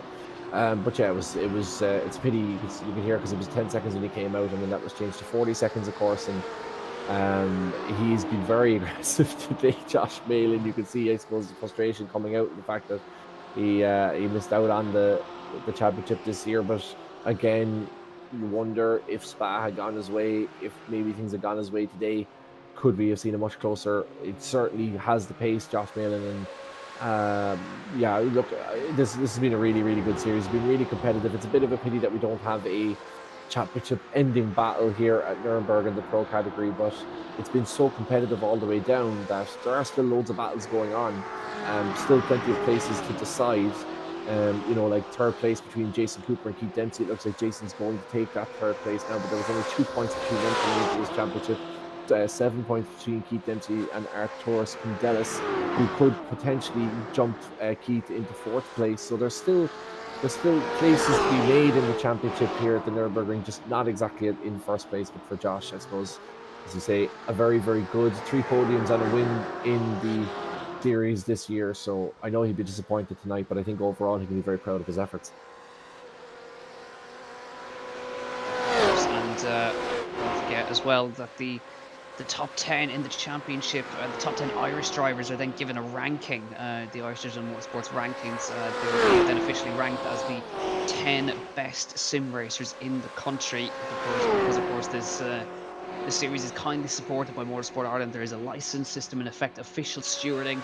So if you win this championship, you are definitely up there with the best of the best. And naturally, Jordan Kelly at the top of that list as the champion. Keith Dempsey still ranked at the moment as the 2nd best sim racer in the country, followed by Brian McManus. But that could change by the end of it, because there's a very little difference between Keith and Brian. Then it's Niall Murray, Rory O'Shea up there in P5, Nicky Meredith, Rob Barrable, Rob Moore, Douglas, and Thomas Series are the top 10 in the rankings at the moment. But yeah, even though Keith has had an up and down season, he's still at the moment ranked the 2nd best in the country. Absolutely, and it just goes to show you how strong Keith is. I don't think you need to look at a ranking list to know that Keith is one of the best in the country. In fairness, I think his record speaks for itself, and even when you see him out on track. But for Jordan, we talk about this championship as a potential qualifier as well to represent Ireland in that World Series going forward. And for a young man like Jordan in his 20s, that's a fantastic opportunity to advance his career. We talk about the way digital can kind of look at James Baldwin as an example, to kind of advance. You can use the virtual stuff to advance your real life career. And for Jordan, a fellow who's pretty quick in the real world, still probably lacks that huge race experience at only 20, but a great chance for him to get out onto the world stage and to announce himself as a driver and potentially, make those contacts and potentially get his name out there to a wider audience and get a drive outside Ireland and potentially outside of that kind of Irish-British bubble that we exist in. So it would be fantastic for Jordan if he does go on and represent Ireland. As we see, he's top of the IDMC rankings by quite substantially some ways, almost 100 points ahead of Pete Dempsey. You'd imagine he's going to be a shoe-in for one of those seats to represent Ireland, and what a fantastic opportunity for a young man to further his career in the early stages. Yeah, absolutely. Because I've seen Jordan since the start of the initially the Virtual Race Academy, which is of course the VRA branding, was switched to Digital Motorsports when it was a VRA championship, and seeing Jordan progress from kind of midfield fighting for top 10 finishes now to be a consistent winner, it shows how hard he's worked to get up there. And he's really done an excellent job. Thomas Series, that's a spin. That gets back going again, thankfully. Yeah, I think That's there's a good bit of a gap between himself and him in the next back. That was just before Carousel, of course. That looked like it was happening through Bravery Corner. yeah. And let's just see. Oh. Yeah, no, that was just it was Thomas Series. Just I couldn't see what corner it was, but he did just lose it at the top of just before the carousel. The entry into the section before the carousel, should I say?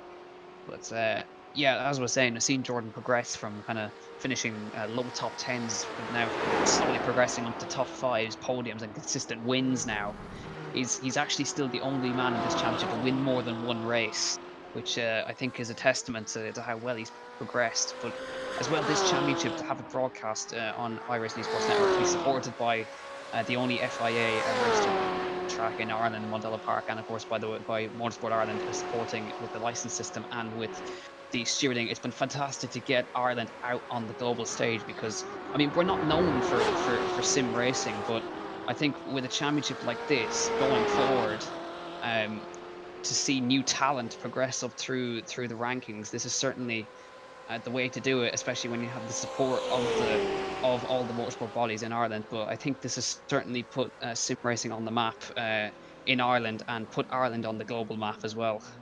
Absolutely, and I suppose, look, as we said, this we're just again coming out of another lockdown in Ireland, and it's proving, this series is proving that this it's more than just a hobby. Like, it's more than just something that you kind of take out and you have a bit of a bash off, and there is space for that as well, of course, for the more casual guys. But for the guys who race to the top, they are seriously quick and they put in serious hours, and Jordan Kelly's a great example of that.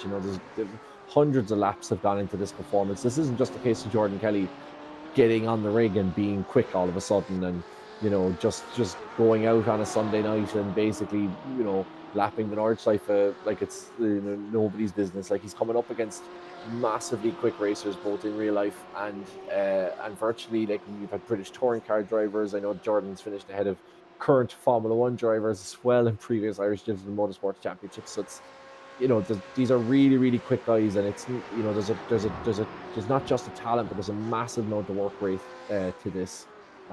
Like any top athlete, like any top sportsman does, like any top competitor has to do to stay at the top of his field. And for Jordan, it's exactly the same thing. And the same can be said for Arturos Candelas, as you say. Like, for a guy that wasn't really hugely fancied going into this, to be now in second place in this race, had a great finish in Spa, did well, I think, as well at Bathurst, am I right in saying? So, Yep. He's had a brilliant championship as well. So it just goes to show you that the hard work does pay off. And with Motorsport Ireland, of course, sponsoring this event, they're taking note of this. They're seeing the guys who are really putting the effort in. And I really hope that going forward, I was talking to Keith about this on the Off the Grid podcast, the kind of opportunities that people have or the lack of opportunities at the moment, just with the financial output needed to race, that potentially these virtual series could be an opportunity to get young talented drivers, to get guys who do put in the effort and are showing that they're looking after themselves and putting the work in, that they'll be able to enter championships like this, that will then give them an opportunity to get on track, to get track time in real life, and see if they can apply that speed in the virtual world to the real world. There's such a massive potential for this. And I really think with Irish Digital Motorsports, and particularly Motorsport Ireland, coming on board with this, they're getting in there early, and they're making sure that they're at the head of the innovation, and there are some really exciting things, I think, set to come down the line. So definitely, if you're from Ireland and you're into this, then watch this space. Yeah, absolutely. I remember, actually, it seems so long ago now, back in January, before all this great virus stole basically our entire 2020 away. Back in January, the Autosport show, when I was there, and of course, Digital Motorsports had a stand there, and also Motorsport Ireland had a stand there, and it happened to be in the same hall as the esports show were going, as the esports shows were going on. I believe it was the Le Mans Esports Series, and I think it was the Dirt World Series was going on at the same time. And I remember being at the Motorsport Ireland stand, and I ended up somehow, don't know how, I ended up chatting with the president of Motorsport Ireland about esports and sim racing. And it ended up being that they obviously became interested in how that sim racing was so big in Ireland, that we had such a big community that happened to be going on in the background alongside the real life racing, which of course is big in Ireland, but I'd argue that the sim racing is even bigger now. It's reached a bigger stage. It's reaching the global stage, and yeah, obviously they must have taken some kind of notice to the conversation we had, because now they're supporting this wonderful series with the innovation of the digital license. Is in order to race in this series, of course, there is an entry fee into this race because there's prize money on the line. Don't forget, ladies and gentlemen, there is prize money for winning the Pro-Am or the Pro titles, and of course, entry fees are paid, and you receive a license that that you are licensed to race, just like you would be in real life. And you can receive points on those licenses. You can receive reprimands. You can even lose that license if you are naughty enough.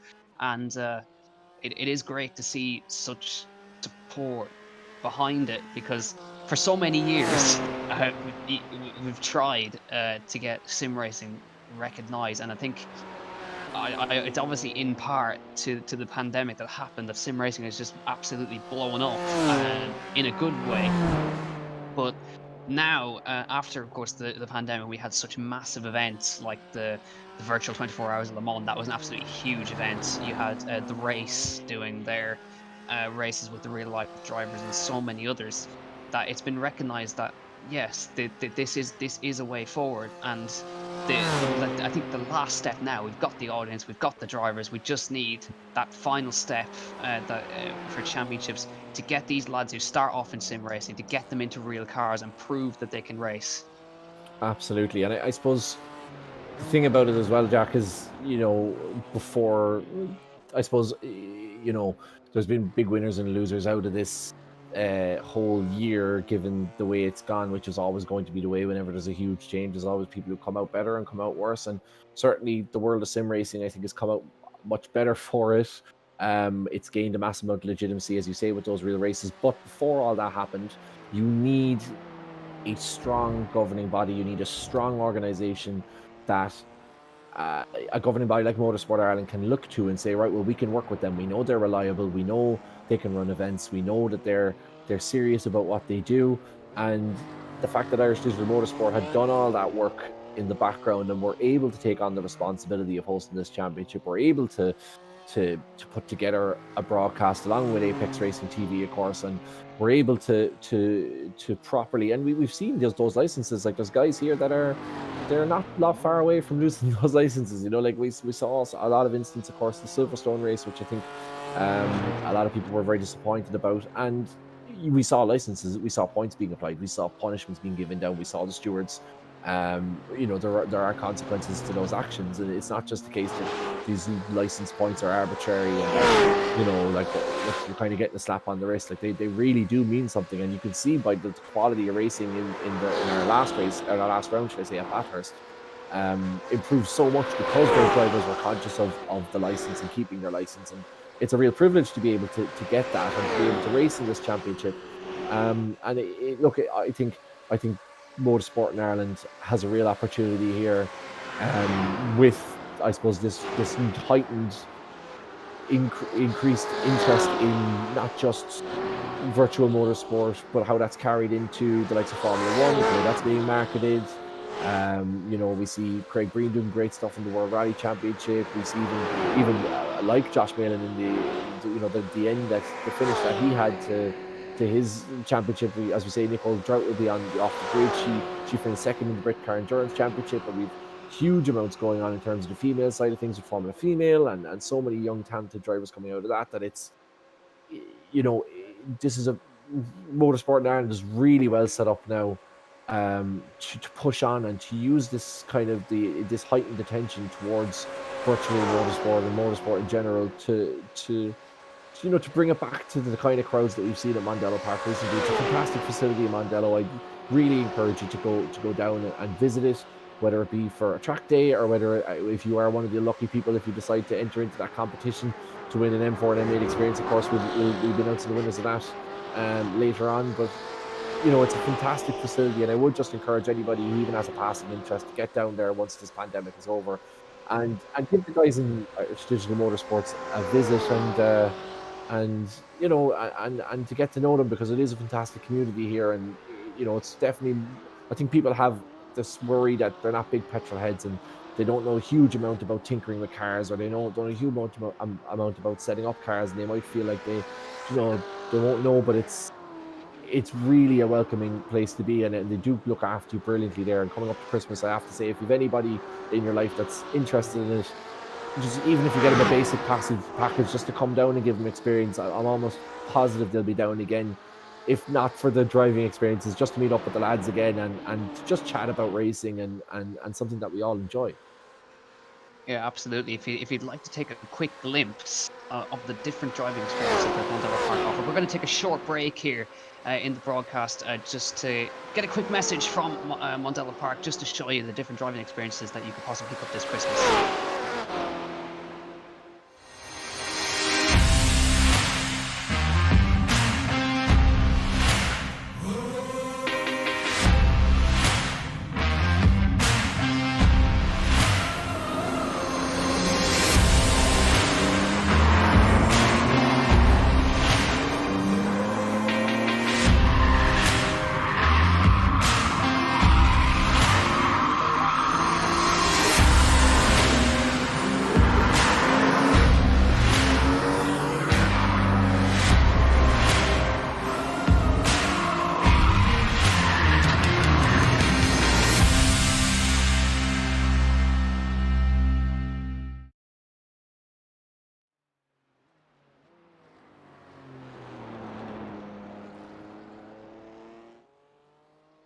Yeah, so if you'd like to check that out, you can check out mondellopark.ie for all those driving experiences. Out of all those ones, I've done the single seater one. Highly recommend. Those things are way quicker than they look. And they're a proper H pattern gearbox in them as well. They're great fun to drive. But yeah, we've chatted now, Kevin. We've chatted about Jordan quite a lot, but we haven't chatted too much about the champion-elect, Harry Mcgovern, who at the start of the season we didn't think he was going to be fighting for it at all. Alex Denning was running away with it, but he's kept his head down, and look where he is now, about to take the title. Yeah, it's look, for Harry, this has been an absolutely fantastic year for him. He's, I suppose, we talked about at the beginning of the year, it's a consistency as much as anything else. Harry has 2 wins, but 3 podiums, going for, won't finish in the podium obviously today, or isn't expected to finish in the podium, barring an accident there, if Kevin Healey has an incident. But it's just been so consistent all the way across. He's picked up, so he picked up 12 points round 1, 20 points round 2, 26, 50, 35, 50, 40, 50. If you look at those last from round 4 to round 8. His lowest pick, has been 35 points, picked up 35 points. So he's really come good in the latter part of the season, but he's been so consistent. And again today, had obviously that incident with David Mcguire. Was probably a little bit too eager, but kept it clean. And Dave went a little bit in too early on him, unfortunately, and that's ultimately, between that, getting that drive through, changing tires, and then spinning out, that's cost him his championship. And it's a pity, because Dave obviously has the more wins, but Harry's actually had more podiums than Dave, on top of those. So he's just been extremely consistent. That's what you want. You want consistent driving. That is indeed what wins championships, especially when you're racing in multi-class, and especially when you're racing, in a class like this, where it's fixed setup and all the cars are the same. You're not Lewis Hamilton, and not to talk down Lewis Hamilton's achievements at all, but I suppose when you're racing in a case where the fastest guy wins, often it's not necessarily the fastest guy who wins, but it's the guy who can finish highest the most often, and that's definitely been the case for Harry Mcgovern. As again today, qualified behind David Mcguire, but was straight in there, first lap, putting pressure on, making sure he gave David something to think about, not giving up this championship without a fight. And now, with about 6 minutes left, just needs to kind of toddle away to the end, and quite a comfortable way to win a championship, and I'm sure a lot more comfortable than he was expecting when we were 15 minutes into this race and he was battling, bumper to bumper with Dave Mcguire earlier on. Yeah, absolutely. We're now looking at an on-track battle between Peter Mccann and Jason Cooper. Peter's desperately trying to hang on to that podium, because I think we're going to get the white flag when we cross the line next time. So it'll be the final lap when we go through. As an hour and a half has passed by in an absolute flash. But it'd be great to see Peter on the podium in the Nordschleife. He hasn't had a podium all season, so it'd be great to get one in the final round, and to equal off a great day for the Mccanns, with his brother Chris leading Pro-Am, and him now fighting for a podium in the Pro class, which is a very competitive class. But he's got a very, very wily character behind him, Jason Cooper, a winner, multiple podium finisher. He gets on the grass though, onto the wall, and that's very well done. Jason Cooper keeps it out of the wall, but that loses him a chunk of time as they head onto the straight for the second to last time. But Jordan Kelly will be getting the white flag to signify the final lap of this race, of this endurance race, and also the final lap of the championship, unbelievably. Yeah, well, it's been a brilliant championship, really, hasn't it, Jack? Yeah, I think that's an understatement for this year. I think this has been a real step forward for everyone, and an absolute. We'll talk about it more later, of course, but absolute credit to Niall, to Rob, and to Sean, who run things in the background, keep everything going, and we'll obviously be giving them plenty of thanks when we get to the end of this race after the interviews and such. But Jordan Kelly has led every single lap of this race. He's just got one more 15-mile lap of the Nordschleife to do before he can become a 3-time winner this season, and he'll be the only man to do that, to take multiple race wins. And I keep mentioning that because it's been such a competitive championship that it took up to Bathurst to get a repeat winner in Jordan Kelly, and now he's going to go for 3.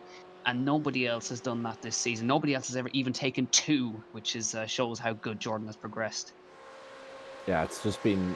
This has really, I think, been the season where we've seen what Jordan Kelly can do. As you say, the potential has been there, but he's really put it together this year, and a massively deserving champion. The fact that he came into this already having won the championship with a round to spare, with such a huge lead, then qualified first, and then basically drove from beginning to end first as well. You just cannot. Not a single person will begrudge Jordan of this win. It's been an absolutely superb performance, as we say, from beginning. I mean, leading the first practice session for the first race in Le Mans to now taking the white flag first, going around the Nordschleife in this final race. It's been all through all 8 rounds. It's been fantastic stuff. 9 rounds, should I say. 2 wins, but again, 3 podiums, and just so consistent again. Jordan, in what's a massively competitive field. Like when you talk about Keith Dempsey finishing potentially out of the top 5, or out of the top, maybe not, maybe in 5th place. That just goes to show you how competitive this championship has been, and for Jordan to basically lead from start to finish is a massive credit to him. Yeah, and as well, we can talk about him taking pole. He took pole by over 2 seconds as well. So this is pure domination from Jordan Kelly. There's nothing else about it. So impressive, and this is probably one of the most impressive drives we've seen from him. To take pole by 2.2 seconds around a circuit like this. That must have been a lap that was absolutely on the edge the whole way through. But as well, we've already crowned the champion in the pro class. We've only got one more lap to get our champion-elect officially crowned. Harry Mcgovern, I was watching him briefly while we were chatting about the... Well, speaking of him, there he is. Yeah. The 2 champions about to pass the other in their respective classes. That is definitely worth a picture. Yeah, absolutely. I was watching Harry. Actually, he's taking it very easy around this around the circuit. He's backing off like big time into these corners because he knows he just needs to finish. He doesn't need to push because he's got nobody to catch. He's got nobody behind him, and he really needs to cross the line. So it must be such a sweet feeling for him, though. It must be so sweet in this final lap. It's almost like a victory lap for him already, knowing that he has it sewed up. He'll know himself that David's out of the race. He'll know himself that he's done more than enough, as we see, judging by the fact that he's lifting off, taking it so easy. He is just soaking up every single second of this last lap. And what a fantastic position for him to be in as well, coming into the championship, coming into this final round, needing to finish above David Mcguire in this championship. He would be absolutely delighted to know that now all he has to do is cruise to the end, enjoy the scenery, enjoy the victory on this iconic circuit, of course, nestled in the Eiffel Mountains, and very, very well deserved victory as well. So chapeau. I don't know what the German equivalent to chapeau is, but chapeau Harry Mcgovern, and it's just been a fantastic drive from beginning to end, and I'm delighted for him now that he's going to have this opportunity to just soak up the victory as we get into as he gets towards the carousel for the final time. yeah, brilliant stuff. Jordan Kelly about to take to the carousel as well. He's 14 seconds in front of Arturas Kundelis, who has done a great job as well for that 2nd place. Peter Mccann, I think, is still hanging on to 3rd. He really, really wants that podium. Hanging off from Jason Cooper, and Brian McManus is also not too far behind either. So if he get to the end and hold on to that podium, that'll be a great way to round out the season for Peter. But there's not long to go now. Jordan is at the 15-kilometer mark. You can see that on the left-hand side of the shot there. It's a 21-kilometer long circuit, so he's a good chunk of the way around at this moment in time, up through this tight and twisty section. And not long to go now for Jordan to call himself a 3-time winner. He's won the only endurance round of the season as well, and up he goes through. That is YouTube Corner. We call it YouTube Corner because that's where, if you've ever watched compilations of the Nordschleife, that's where everybody crashes or at least crashes in front of the cameras through that section. And now through the Stefan Beloff S's, and it's been an absolute domination from the man from Donegal, and he can be proud of what he's achieved this year. And looking forward to see what he's going to be able to do. Knowing Jordan, like we know Jordan, he certainly won't be whooping and hollering when we get him on the post-race interview. He's a man of few words, is Jordan, but certainly, as you say, look, cliches as is driving to the talking. But I think you just need to sit back and watch this final lap, and he's comfortably in head. But I think the key word for Jordan is confidence. He's had a really good year on track in the Formula V. He's been fantastic in the virtual track, and he's just so confident. That's what struck me right from the get-go, that he was just so confident all the way through the race at Le Mans. Never looked like putting a foot wrong. He's absolute faith in that M8. Gotten to know that car really well, where the limits of the tires are. Barely see him put a foot wrong through this entire championship. And look, as he goes down to Harrow, he's already known he's wrapped up the championship. This is just the cherry on top. Whereas for Harry Mcgovern, this is going to be an even sweeter moment for him, because he'll know that with this final lap, not only has he finished in fourth, which in itself isn't a great achievement, but he's won the championship. And again, Jordan Kelly crosses the line, as you say, another win in this championship, a championship he's won from beginning to end. And massive congratulations to Jordan Kelly, Ireland's best driver, digital driver of 2020. Yeah, now, brilliant job from Jordan. Condulis will take P2, and I think it's going to be Peter Mccann who's going to take that third place. He's just got a couple of corners left to go as we see the donuts from Jordan Kelly at the first corner. But is Peter Mccann going to hang on for that third place? But we have to wait and see for our champion-elect in Pro-Am as well, Harry Mcgovern. He's coming up down to the last sector now. And he is not far off, so great podium for Peter Mccann. But there he is, Harry Mcgovern. Who would have thought this at the beginning of the season? He brings that car to the finish, crossing the line. Harry Mcgovern, champion of the Pro-Am class 2020. Brilliant job, Harry Mcgovern, and he takes it in style across the line. But we still have to wait, of course, for our... We've got a long while to wait now, actually, before we get Chris Mccann across the line. But he's going to join in the donuts. He is the champion of the Pro-Am class. And what an excellent, excellent job. He really had to fight for that one today. And he absolutely deserves every bit of that. Absolutely. I think it's great to see himself and Jordan Kelly at the same time. That Harry finished only slightly behind Jordan. There's donuts going on. There's cars going all over the place. But what a fantastic job by Harry.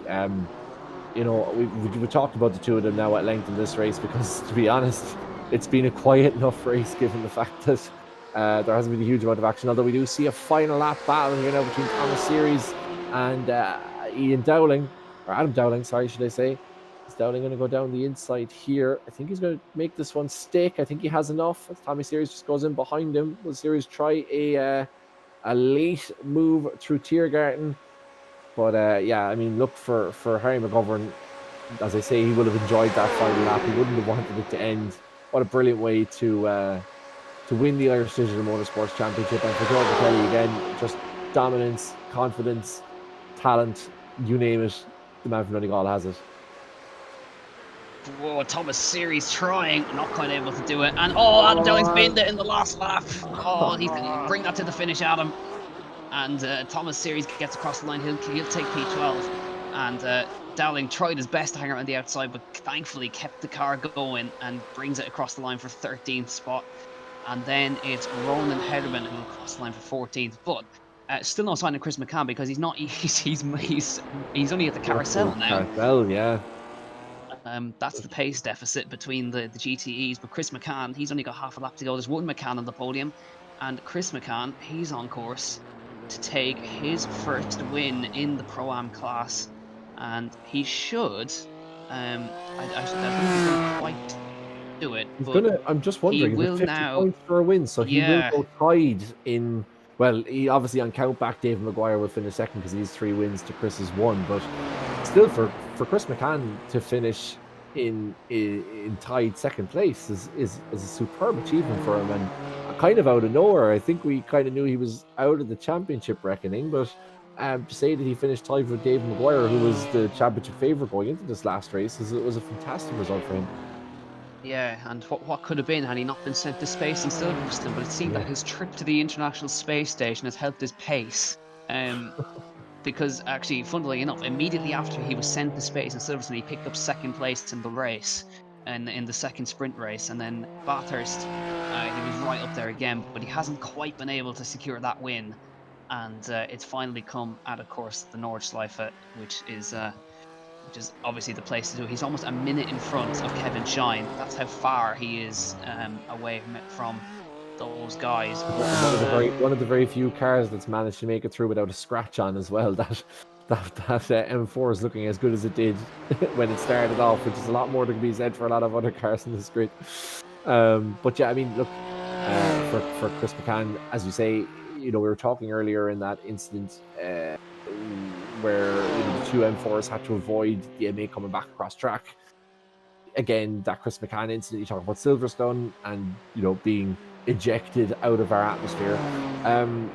Even in a 9-race series with an endurance race at the end, it does come down to individual moments, and you wonder if that hadn't happened to Chris, he'd be 271 points. Would he have finished ahead of Harry? I'm not sure. I obviously wasn't commentating in Silverstone, but you do wonder, that would have pushed him into second and potentially could have pushed him further up. It definitely might have given Harry something to think about in this race. So it just goes to show, even over the course of a 9-round championship, it does come down to individual moments. It does come down to bits of luck going your way.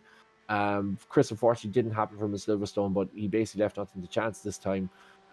Once he made that move ahead of the two battling Dave Mcguire and Harry Mcgovern, of course, let's not forget he was involved in kind of when they were scrapping it out at the beginning of the race. He just never really looked back, and obviously both of those cars had issues, but Chris kept it straight and kept it clean. And as I say, consistency around here is the most important thing. It's not about the extra milliseconds you gain or lose like it is in some other circuits. It's about keeping consistent. And for Chris McCann, he's been massively consistent today.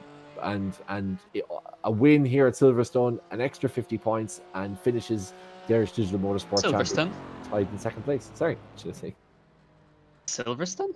what? No, This isn't Silverstone, Kevin. we are not. No, we are definitely not at Silverstone. No, you know what I mean. Yeah. Well, so we always link Chris with Silverstone because so. I mean he got sent to space. So, but yeah, finally a win for Chris McCann, and this battle we saw earlier as well, Kevin Shine versus Nathan Healey. Kevin Shine is going to be the next guy to cross the line, and that'll be, I think, his best result of the season. Actually, will be Kevin's P2. So it'll be a good effort for him as well. Nathan Healey, he's just coming onto the straight now, I think, and that'll be his first podium of the season as well. So plenty of changes around. But of course, in that Pro-Am title, we wouldn't actually be speaking about any of these guys having a championship chance had Alex Denning continued. Alex Denning, of course, not taking any further part, completely switched everything on its head. But Kevin Shine across the line, he takes second in the Pro-Am today. And I think we just have to wait for 2 more cars to cross the line. We have Nathan Healey and one of the pro cars still out on the track as well. So Nathan Healey will be the next to come across the line. And as you say, that's probably one of the hardest fought positions on track, because as you say, Nathan was all over Kevin. They were swapping positions left, right, and centre. A really good battle between those two, and it's a pity that obviously Nathan's had that penalty for speeding in the pits. It can be easily done, especially when you're in the North Side and you're entering into that pit lane at high speed. But look, for Kevin, is fantastic. That'll be really satisfying for him. I mean, he's obviously finished twice already in this championship thus far, but to hold off Nathan for as long as he did and to finish in second place, that's a really, really satisfying way to finish off the championship.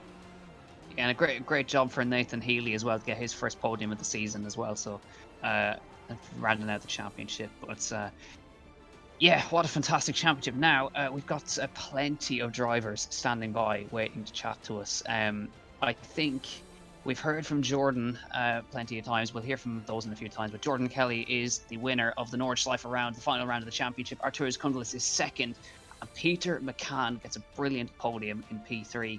And he is also standing by in the interview box as well. Jason Cooper, Brian McManus, REC Mantis, Thomas Sivas, Keith Dempsey, Rob Moore, and then further down the order we have Rory O'Shea, Tony Stack, Thomas Seary, Adam Dowling, Roland Hederman, and Ian Malone.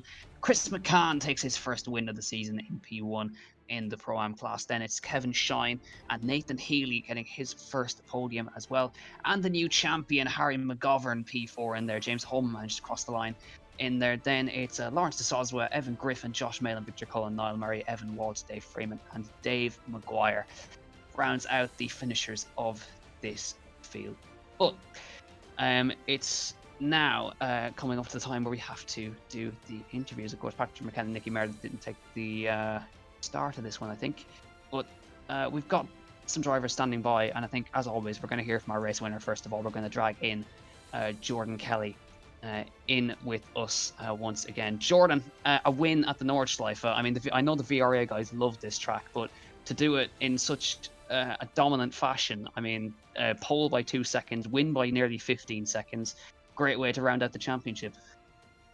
Yeah, it was good to get the one, and more or less my favorite track around here, so or in any track. So I was a bit disappointed with Josh. He must have dirtied his qualifying lap or something. So I say I would have had a good battle with him for the whole race, but it just wasn't to be. But it was great to get the one then. Yeah, it was. It's a great way to finish out the championship. Of course, I know we crowned you champion in the previous round. Of course, it's been fantastic. But I mean, you've had such a progression from kind of last year, starting off in I think it was in the early on in GTE class in the old VRA championship, progressing through F3s, Indy 2000s. I mean, you must feel proud by how much you've come from kind of fighting at the bottom end of the midfield now to consistent wins. Yeah, coming from the GTEs, it was a real struggle. The G29 and the pedals, just I don't think it was cutting it. But you're slowly getting up to speed. But then once I switched over to the proper stuff, it started to click with the Formula 3, and then I got a few good results in TCRs and stuff, and then the Indy Pro got a few ones, and then this season it just clicked, and just couldn't have went any better, I suppose. Yeah, definitely. And we're not sure of the next championship, but we'll hopefully be seeing you. I'm sure we'll be seeing you back on track very shortly. But Jordan, it's been a pleasure as always covering you, and we look forward to seeing you in the next championship. But have a good off season, and we'll see you back soon. Yeah, we'll do now. And thanks to Niall and them all for running the championship. They put on a great job. Yeah, absolutely. Thanks a million, Jordan. We'll be chatting to you again, I'm sure. Good luck. I'll chat to you later. Yeah, so we'll get the provisional results. It is, of course, Jordan Kelly taking the win. Jason Cooper, I think this will be the Digital Motorsports rankings, I would imagine. And then Jason Cooper and Keith Dempsey there. And the official results, of course, Harry Mcgovern crowned the champion in the Pro-Am class. Kevin, we've got so many drivers and standing by, so you can take your pick of the bunch for the next one. Yeah, I'm gonna take. I think I'll take Harry Mcgovern. It's been what a drive for this man today. I suppose not starting top of the grid, needing to beat David Mcguire to take the Pro-Am championship. Harry, I suppose. Look, were you as surprised as we are when you saw David disconnect? Like, what was going through your mind when you saw that he was out of the race? You with us, Harry? Looks like Harry isn't with us. Maybe we could bring in Peter Mccann, who is... That'll be a good interview. Yeah. We could bring in Peter, who obviously took the win in the GT, the M4 category, of course. Peter, that's the wrong Mccann. That's not a good start, Kevin. Sorry. That's not a good start, Kevin. I'm gonna get an awful slagging off this. Peter, look, I suppose it was a good race for you as well, of course, in the pro category, finishing third. You had a bit of a battle on your hands though late on with Jason Cooper, didn't you? Yeah, Jason was definitely quicker than me. He took tyres in the pits, which put him back behind me, but he was always quicker during the race. I think the lads are saying he clipped a wall towards the end and that slowed him on the straights. That's the only reason I'm here. To be fair, Peter, you held him off fairly well considering the pace that he was doing. And look, I suppose, what's it like driving those GTs around the Nordschleife? Because it's not really a track that's made for GT racing, is it?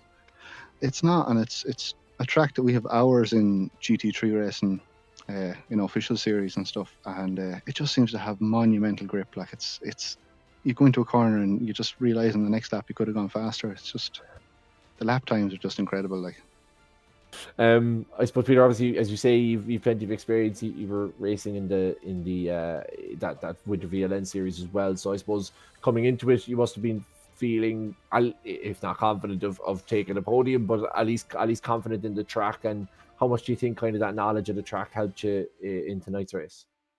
Yeah, you could definitely see it this evening. I suppose, yeah, the track knowledge always helps. My problem this week was learning the M4 for the race yesterday and learning the M8 for the race today. It was a big culture shock again then to jump in here today at 7 o'clock and almost try to relearn the car again. But I suppose that's kind of helpful as well, because you are racing against those M4 lads, so it probably gives you a much better understanding of where their grip is and therefore where you have an opportunity to overtake and how to manage traffic better. Yeah, I'll definitely say one thing is that they had the harder car to drive this season. Our thing is a toy compared to how hard they had to drive those cars. They're all mechanical. Like, we have nothing to do compared to them. It's crazy. Well, I don't know, nothing to do. I based on personal experience, I've done more than enough of those to know that you have to do something to get them around the track. But all the same, Peter, it was fantastic as well to take a podium in your final race. You know, it's been reasonably consistent in terms of the season for yourself. Like, you've only not scored points in the second round, but I suppose, look, there's nothing better than a podium, and it's always great to kind of get it on the final race of the season as well. You kind of get to, you know, that you keep that feeling then with you going into the break. Yeah, finishing on a high, and I suppose if there was anywhere I was going to do it, it was going to be here. So yeah, good finish to the season. Brilliant, Peter. Look, a great weekend for yourselves. VRA Racing finished high in the VLN, of course, in front of the world's eyes. Yourself now finishing third in this. Congratulations, and congratulations on what's been a great season. Thanks, Kevin. Thanks, Jack. Thanks for everything you've done all season. Peter. So yeah, I'm happy Peter Mccann. I think it's only right that we get the other Mccann in to see just straight after that. Let's get him in if he can possibly can. Yeah, so we have in with us at the moment, we have Chris Mccann, who is of course the winner of the Pro-Am class. Chris, we were just speaking to your brother Peter, who just picked up P3, but you've gone one better. You've finally got that elusive win in the Pro-Am class, and I think it was only right that it happened at the Nordschleife. Well done. It was, yeah. It was a great race to win. The one that I really want to win, you know. Yeah, brilliant stuff. You know, I think it's been a championship of progression for yourself, because you know it started off kind of learning the car, learning how the iRacing platform works, and then getting right in the mix with Harry, with David, and I mean, how would you rate your own progression the whole way through? Because you started off kind of fighting midfield, but now you're fighting right up in those podiums consistently. That's it. I got iRacing 2 weeks before the championship. That when the sign up opened, that's when I finally bit the bullet and got iRacing. It's been good progression. Yeah, just getting more and more pace, and it probably looks like I'm very fast, but at the Nürburgring. But that's just because it's the track that I love. Like. As you probably know, your brother Peter, like, it's a Mccann thing. Yeah, we were chatting about on stream. I don't know what it is about the Nordschleife and the Mccanns, but they always seem to do well at it. But yeah, it's been a good season for yourself. Just not quite in that championship battle, but it seemed I don't know if this is true or not, but it seemed that your trip into orbit might have helped your pace. Yeah, maybe it did. Yeah, you know, maybe got the rockets and was able to shoot off. You know. Yeah, brilliant stuff. Yeah, Chris, so obviously that's your first full season in iRacing, full stop. So I'm assuming we can expect you back for another one. You can, of course. Yeah, enjoyed it. Brilliant stuff. Before we let you go, Chris, is there anyone you'd like to give a quick thank you to? I'd definitely like to thank Nathan Healey and Kevin Shine. We both, all three of us did the VLN last round, and then look at this race pace showed that we got P1, P2, and P3 and M4s. So a bit of race practice really helped all of us, you know. Brilliant stuff. Well, Chris, fantastic job. We'll probably, I hope, we'll be chatting to you again in the future championship. But well done, first season, and top 3 finish in the championship. Thank you very much. So Chris Mccann there. Kevin, again, it's your pick of the bunch. Yeah, I suppose, look, it'd be interesting to speak to Jason, I suppose. We were trying to get Harry there earlier. I was hoping that I might be able to get Harry in, but I'm having some issues. Jason, we were just talking to Chris Mccann there, who finished ahead of you. He was saying that wrong Chris again. Sorry, wrong Mccann again. Did I say Peter, who finished ahead of you? Peter was saying that you kind of fell into the trap, as we've all been. You forgot to turn off the tires when you went into the pits. Yeah, I haven't raced these GT cars before, and I didn't realise that the tyres and fuel weren't done at the same time. I've done TCRs too much, and yeah, so I lost a lot of time at the pits. I thought I could make it up, and I caught him, and then I ran wide, a bit of aero wash, ran wide at the wall, got a load of aero damage, and luckily just held on for fourth. That's the thing, though, isn't it? Like it's such a punishing track, and obviously the TCR stuff. You're so encouraged to battle door to door. North Life is so different because there's just no room for it. In these, they're so quick. You just got to make one little touch of the curb, and yeah, that's it. Game over. Absolutely. I suppose, Jason, look, generally it's been a great season for yourself. I know that you haven't necessarily gotten the sort of results that we would have expected you to have a win and a podium, but you're certainly showing, even today, you had the pace. You've been on pace all the time and very consistent, which I suppose is probably the most pleasing thing, your kind of consistency. Yeah, I actually think I've been that consistent, but I've been more consistent than other people have. But yeah, I really enjoyed it again. Yeah, I had to work on a bit of pace on this car. Didn't quite fit with it, but still enjoyed it. It was good fun. Absolutely, and I suppose, look, it's a good opportunity as well to race in the series. Motorsport Ireland backing it, you got the license.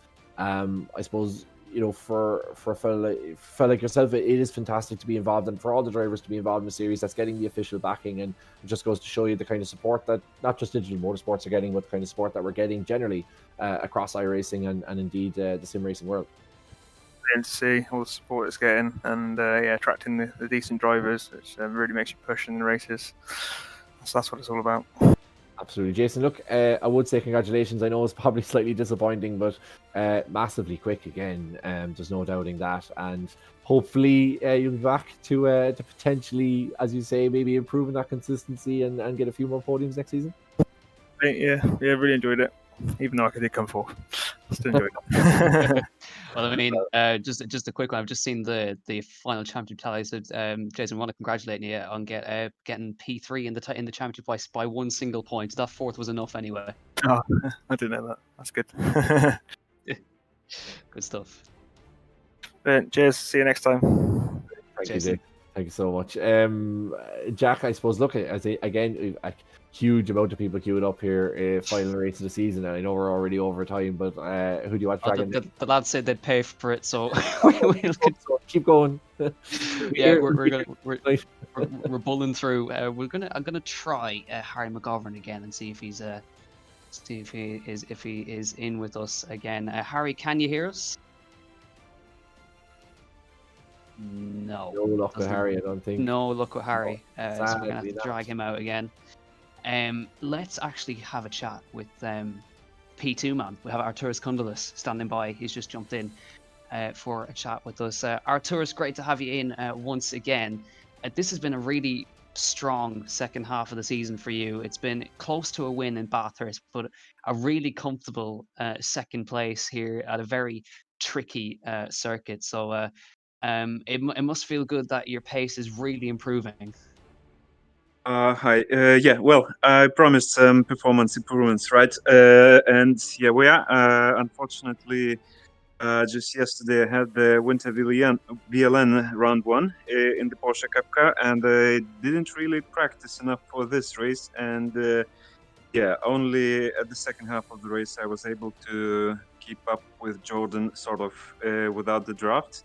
So yeah, I get what I deserve, but that's not too bad, is it? No, absolutely not. Fourth in the overall championship is still a really strong result. I think you just lost out to Jason by 1 point, I think, for third in the championship. But it's been a really strong season. So we obviously we don't know what the cars are going to be for the next championship. But I mean, such strong pace in the second half of the season. I mean, you must have some serious confidence going forward now. Well, the confidence depends on what sort of championship we're going to have next. But yeah, feels good to be at the front. Feels good to be there consistently, and yeah, hopefully I'll be able to keep this up. Yeah, great stuff. It's been great seeing you at the front where you so very well belong. But finally, Arturas, is there anyone you'd like to say a quick thank you to before we let you go? No, just a quick thank you. A huge thank you to everyone involved, both the administration guys and yourselves. Watching your streams is just an absolute pleasure after the race. So thank you so much. It's been just an incredible ride. Great stuff, Arthur. It's been a pleasure watching you as always. We'll be seeing you back again for another championship, I'm sure. But thank you very much for chatting with us, and we'll see you again. Yes, guys. Arthur is always a good lad to chat to. So there's only a few more left, Kevin. So no Harry Mcgovern, unfortunately. He's actually left. But you have your next pick of who you want. Yeah, and Arturis was thanking some of those involved in, I suppose, the administration side of things. No more so than the man I have with me now, Niall Maher. Niall, I suppose, look, we're at the end of this Irish Digital Motorsports Championship. A fantastic battle in the Pro-Am in the final race. Jordan Kelly again cementing why we don't, just proving to us why he ended up winning the Pro race. It's really been a successful season, and I'm not, obviously we'd say that generally, but it really seems this year it's just the even some of the numbers we've gotten on the videos, the new podcast, everything just seems to be going in a really positive direction. For sure. Drag in my co-founder, Rob King there. Unfortunately, we don't have Sean tonight. Robin as well. Rob and myself and Sean would just like to say a huge thank you to all the drivers and as well to you guys in Apex for doing this, a great job through the whole year, and especially the commentary teams we have. I can't remember the names of everyone we've had through all of this IDMC championship who was on the commentary team, but everyone was spectacular. It's onwards and upwards. That's our motto after this. I think we're just looking, at the final Irish Digital Motorsports rankings, which will rank basically the top 5 to 6 drivers. We're not sure exactly how many will be asked to go through to the European Championships next year. Details of that, I nearly let it slip. You dragged me in right in the middle of giving away some juicy details, so I hope we didn't. But it's Jordan Kelly who's for this championship, and not taken away from Jordan, but who would have predicted that at the start of this? And from Keith Dempsey, who actually finishes up second, just pipping Brian P for Pro McManus, car number 15, who obviously will never forget that number. What a highlight of the season this is to have the top 3, only 5 points separating Keith and Brian at the end. And then the formidable driver of Rory O'Shea had a really tough championship. So many unfortunate incidents just held Rory back. And then Niall Murray and Nicky Meredith bringing in 5th and 6th. So for me, it's been a huge success. I think if you had asked me at the start of this, could I have asked for any better than this? I can't. Highlight the championship for me has to be Bathurst. I think we all dreaded it. We thought the mountain was going to be the end of this. I think we all held our breath, but the drivers, it just shows the talent we have at pro level and at Pro-Am, and it's just a real tip of the hats. Usually at the end of every race, I used to stop off on my way home from Mondello and I would write a message to the drivers, with a really heartfelt message of thanks and a tip of the hat, because it's not easy during this pandemic. It's been such a commitment from these drivers to put in this practice and this time, and I would say now we've launched our national championship and let's bring on the world. These guys have to be now ranking in some of the best drivers in iRacing anyway, on a global stage. Absolutely, and I suppose, Niall, the thing is as well, and I'm glad you brought up Bathurst, because I know that Silverstone was a bit of a disappointment, but the fact that we talked coming into this series about this virtual license that Motorsport Ireland have given. Yeah. I know some people might have listening might have thought, it's a bit of a novelty, that it's not really something that the drivers take that seriously, that it's just something to kind of say to make it seem more exciting. But in actual fact, you guys, you applied those penalties, guys got points in their license, and we saw the effect of that digital motorsports license in the sort of racing that we saw in Bathurst the 2 weeks following the Silverstone race. Yeah, for sure. And and it's the appropriate time to thank Motorsport Ireland for coming on board. It was a huge ask. They got it really, really early, and they supported this. And if you haven't been onto their new website, do that. They've actually got a fantastic new online licensing system, which it used to be twice a year that you could renew and update your license. I believe now it's whenever you renew your license, Kevin. It's dated from that date for 365 days of the year. And listen, we can't say, you know, Motorsport Ireland without huge thanks again. If nobody has signed up for the competition, it's still time to do that on our website for Mondello Park's M4 and M8 driving experience.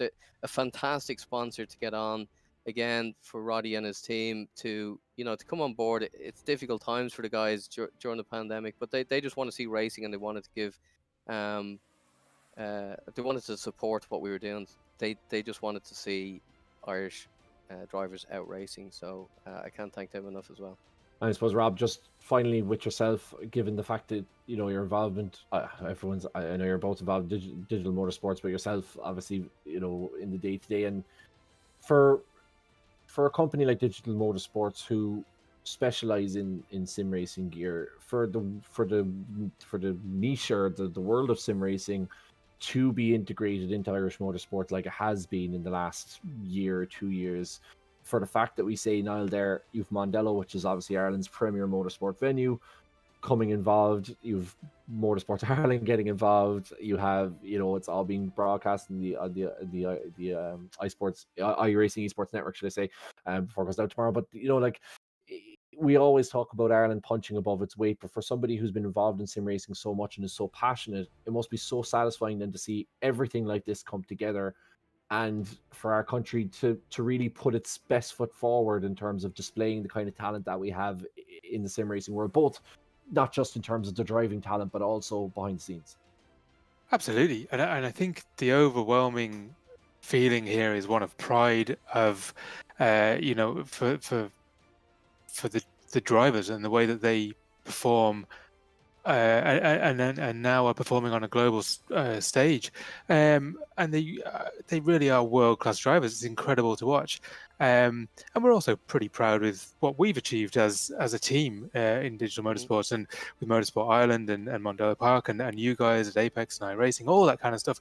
And, you know, just the one thing that I was thinking there about this championship, as you guys were talking, is it's, you know, sim racing or digital motorsport, whatever you want to call it. It's different from real world motorsport, always going to be, but the similarities are unreal. And we've had absolutely everything in this championship, from, you know, the behind the stuff that you guys don't see is the behind the scenes, the kind of the passion, the effort, the time that goes into this. There's, you know, there's infighting between teams, there's controversy, there's, you know, there's drama, there's points and licensing and penalties and all this kind of, you know, people are, you know, really passionate and heated and get super angry and involved in this, and it's fantastic. Like, but and that's exactly what happens in the real world, and rightly so, because they're invested in it, and it's, you know, it's competitive. It's, yeah, you're not in a real car, you're in a simulator, but it's equally as important in a lot of respects, and it's great to see. It's great to see that everybody's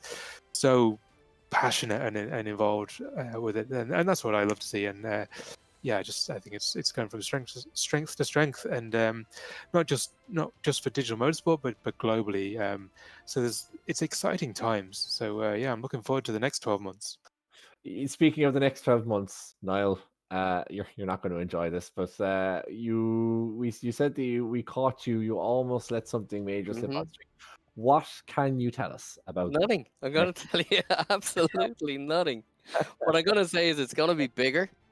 It's going to be faster in all so many ways. It's going to be more challenging. I know all this sounds cliche, but genuinely it is. And it's going to mean more to more people. It's going to be, as Rob was alluding to there, without saying it, we've got some really exciting stuff coming. I'm just busting to tell, but if I did, it's going to kind of ruin it. And, you know, the bottom line to this is what we've achieved, and by this I'm not just talking about Sean, Rob, or myself, the wider community, and everyone who's helped to support us to get this to where it is. we keep saying it. Once the drivers keep showing up and putting that effort and time in, we'll keep growing it. We'll keep bringing it. And we'll keep making it bigger and better, and putting that time and effort in behind the scenes, as Rob was saying. And it's actually just hitting home right now how far we've come. But it's stay tuned, folks. It's gonna be huge. I think if I can just jump in, the one thing that we can let you know, not necessarily about the next IDMC championship, but what's coming down the line for 2021 is you can certainly expect that Ireland and Digital Motorsport and the drivers within our championships will be represented on a world stage in the blue ribbon events like the VCO that took place the weekend at the Nordschleife. So that kind of thing, and we're backing the guys all the way in those type of events. So expect a lot more of that. So yeah, Ireland at the forefront of sim racing globally is what you can expect. Love to hear it. Ireland at the forefront of anything globally. We like to hear, particularly sim racing. Look, Niall Maher, Rob King, thank you so much, and of course Sean as well, for the three of you guys for your stewarding. For everyone at Digital Motorsport for all their work, I think, from the drivers, and you'll be hearing plenty of it.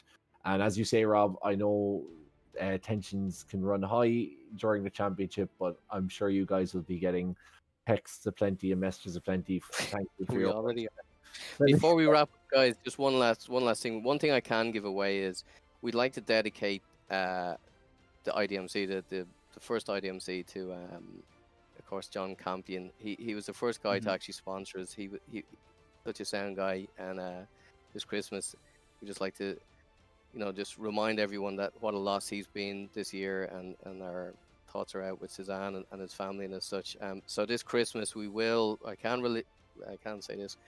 We will be doing a fundraiser, as we always do at Christmas. We'd love to have you guys along to commentate on that. Of course, all proceeds will go to a charity that we picked that would be suitable to this. And but maybe that's just the way we sign this off, just to say Campion remains in our thoughts, and onwards and upwards, lads. Thank you very much.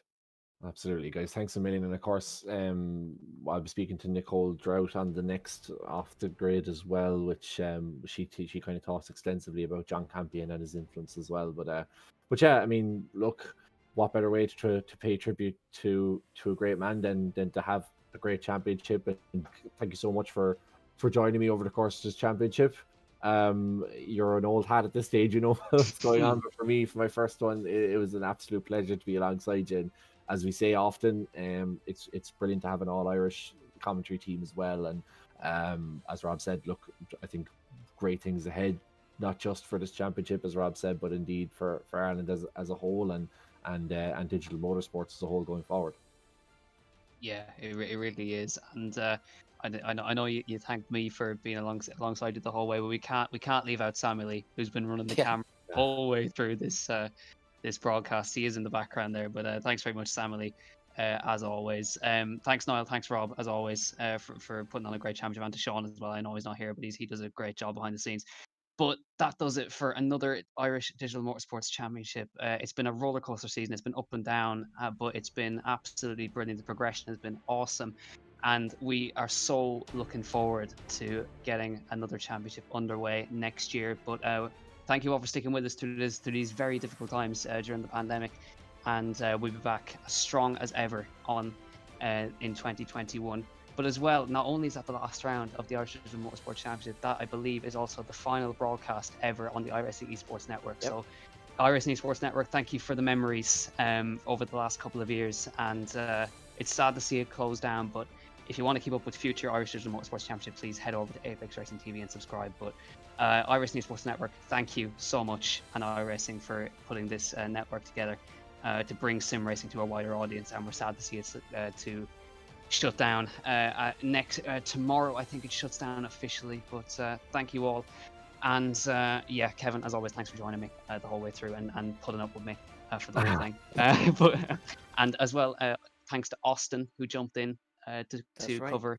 Absolutely. Well, Austin Knight, who jumped in to fill in and did an excellent job. And that was actually the race that Chris Mccann got the nickname Spaceman. Austin put it together, so thanks, Austin, for that. But from all of us here at Apex Racing TV, from all of us here at the Irish Esports Network, and from Irish Digital Motorsports Championship, thank you so much for watching. We'll see you next year.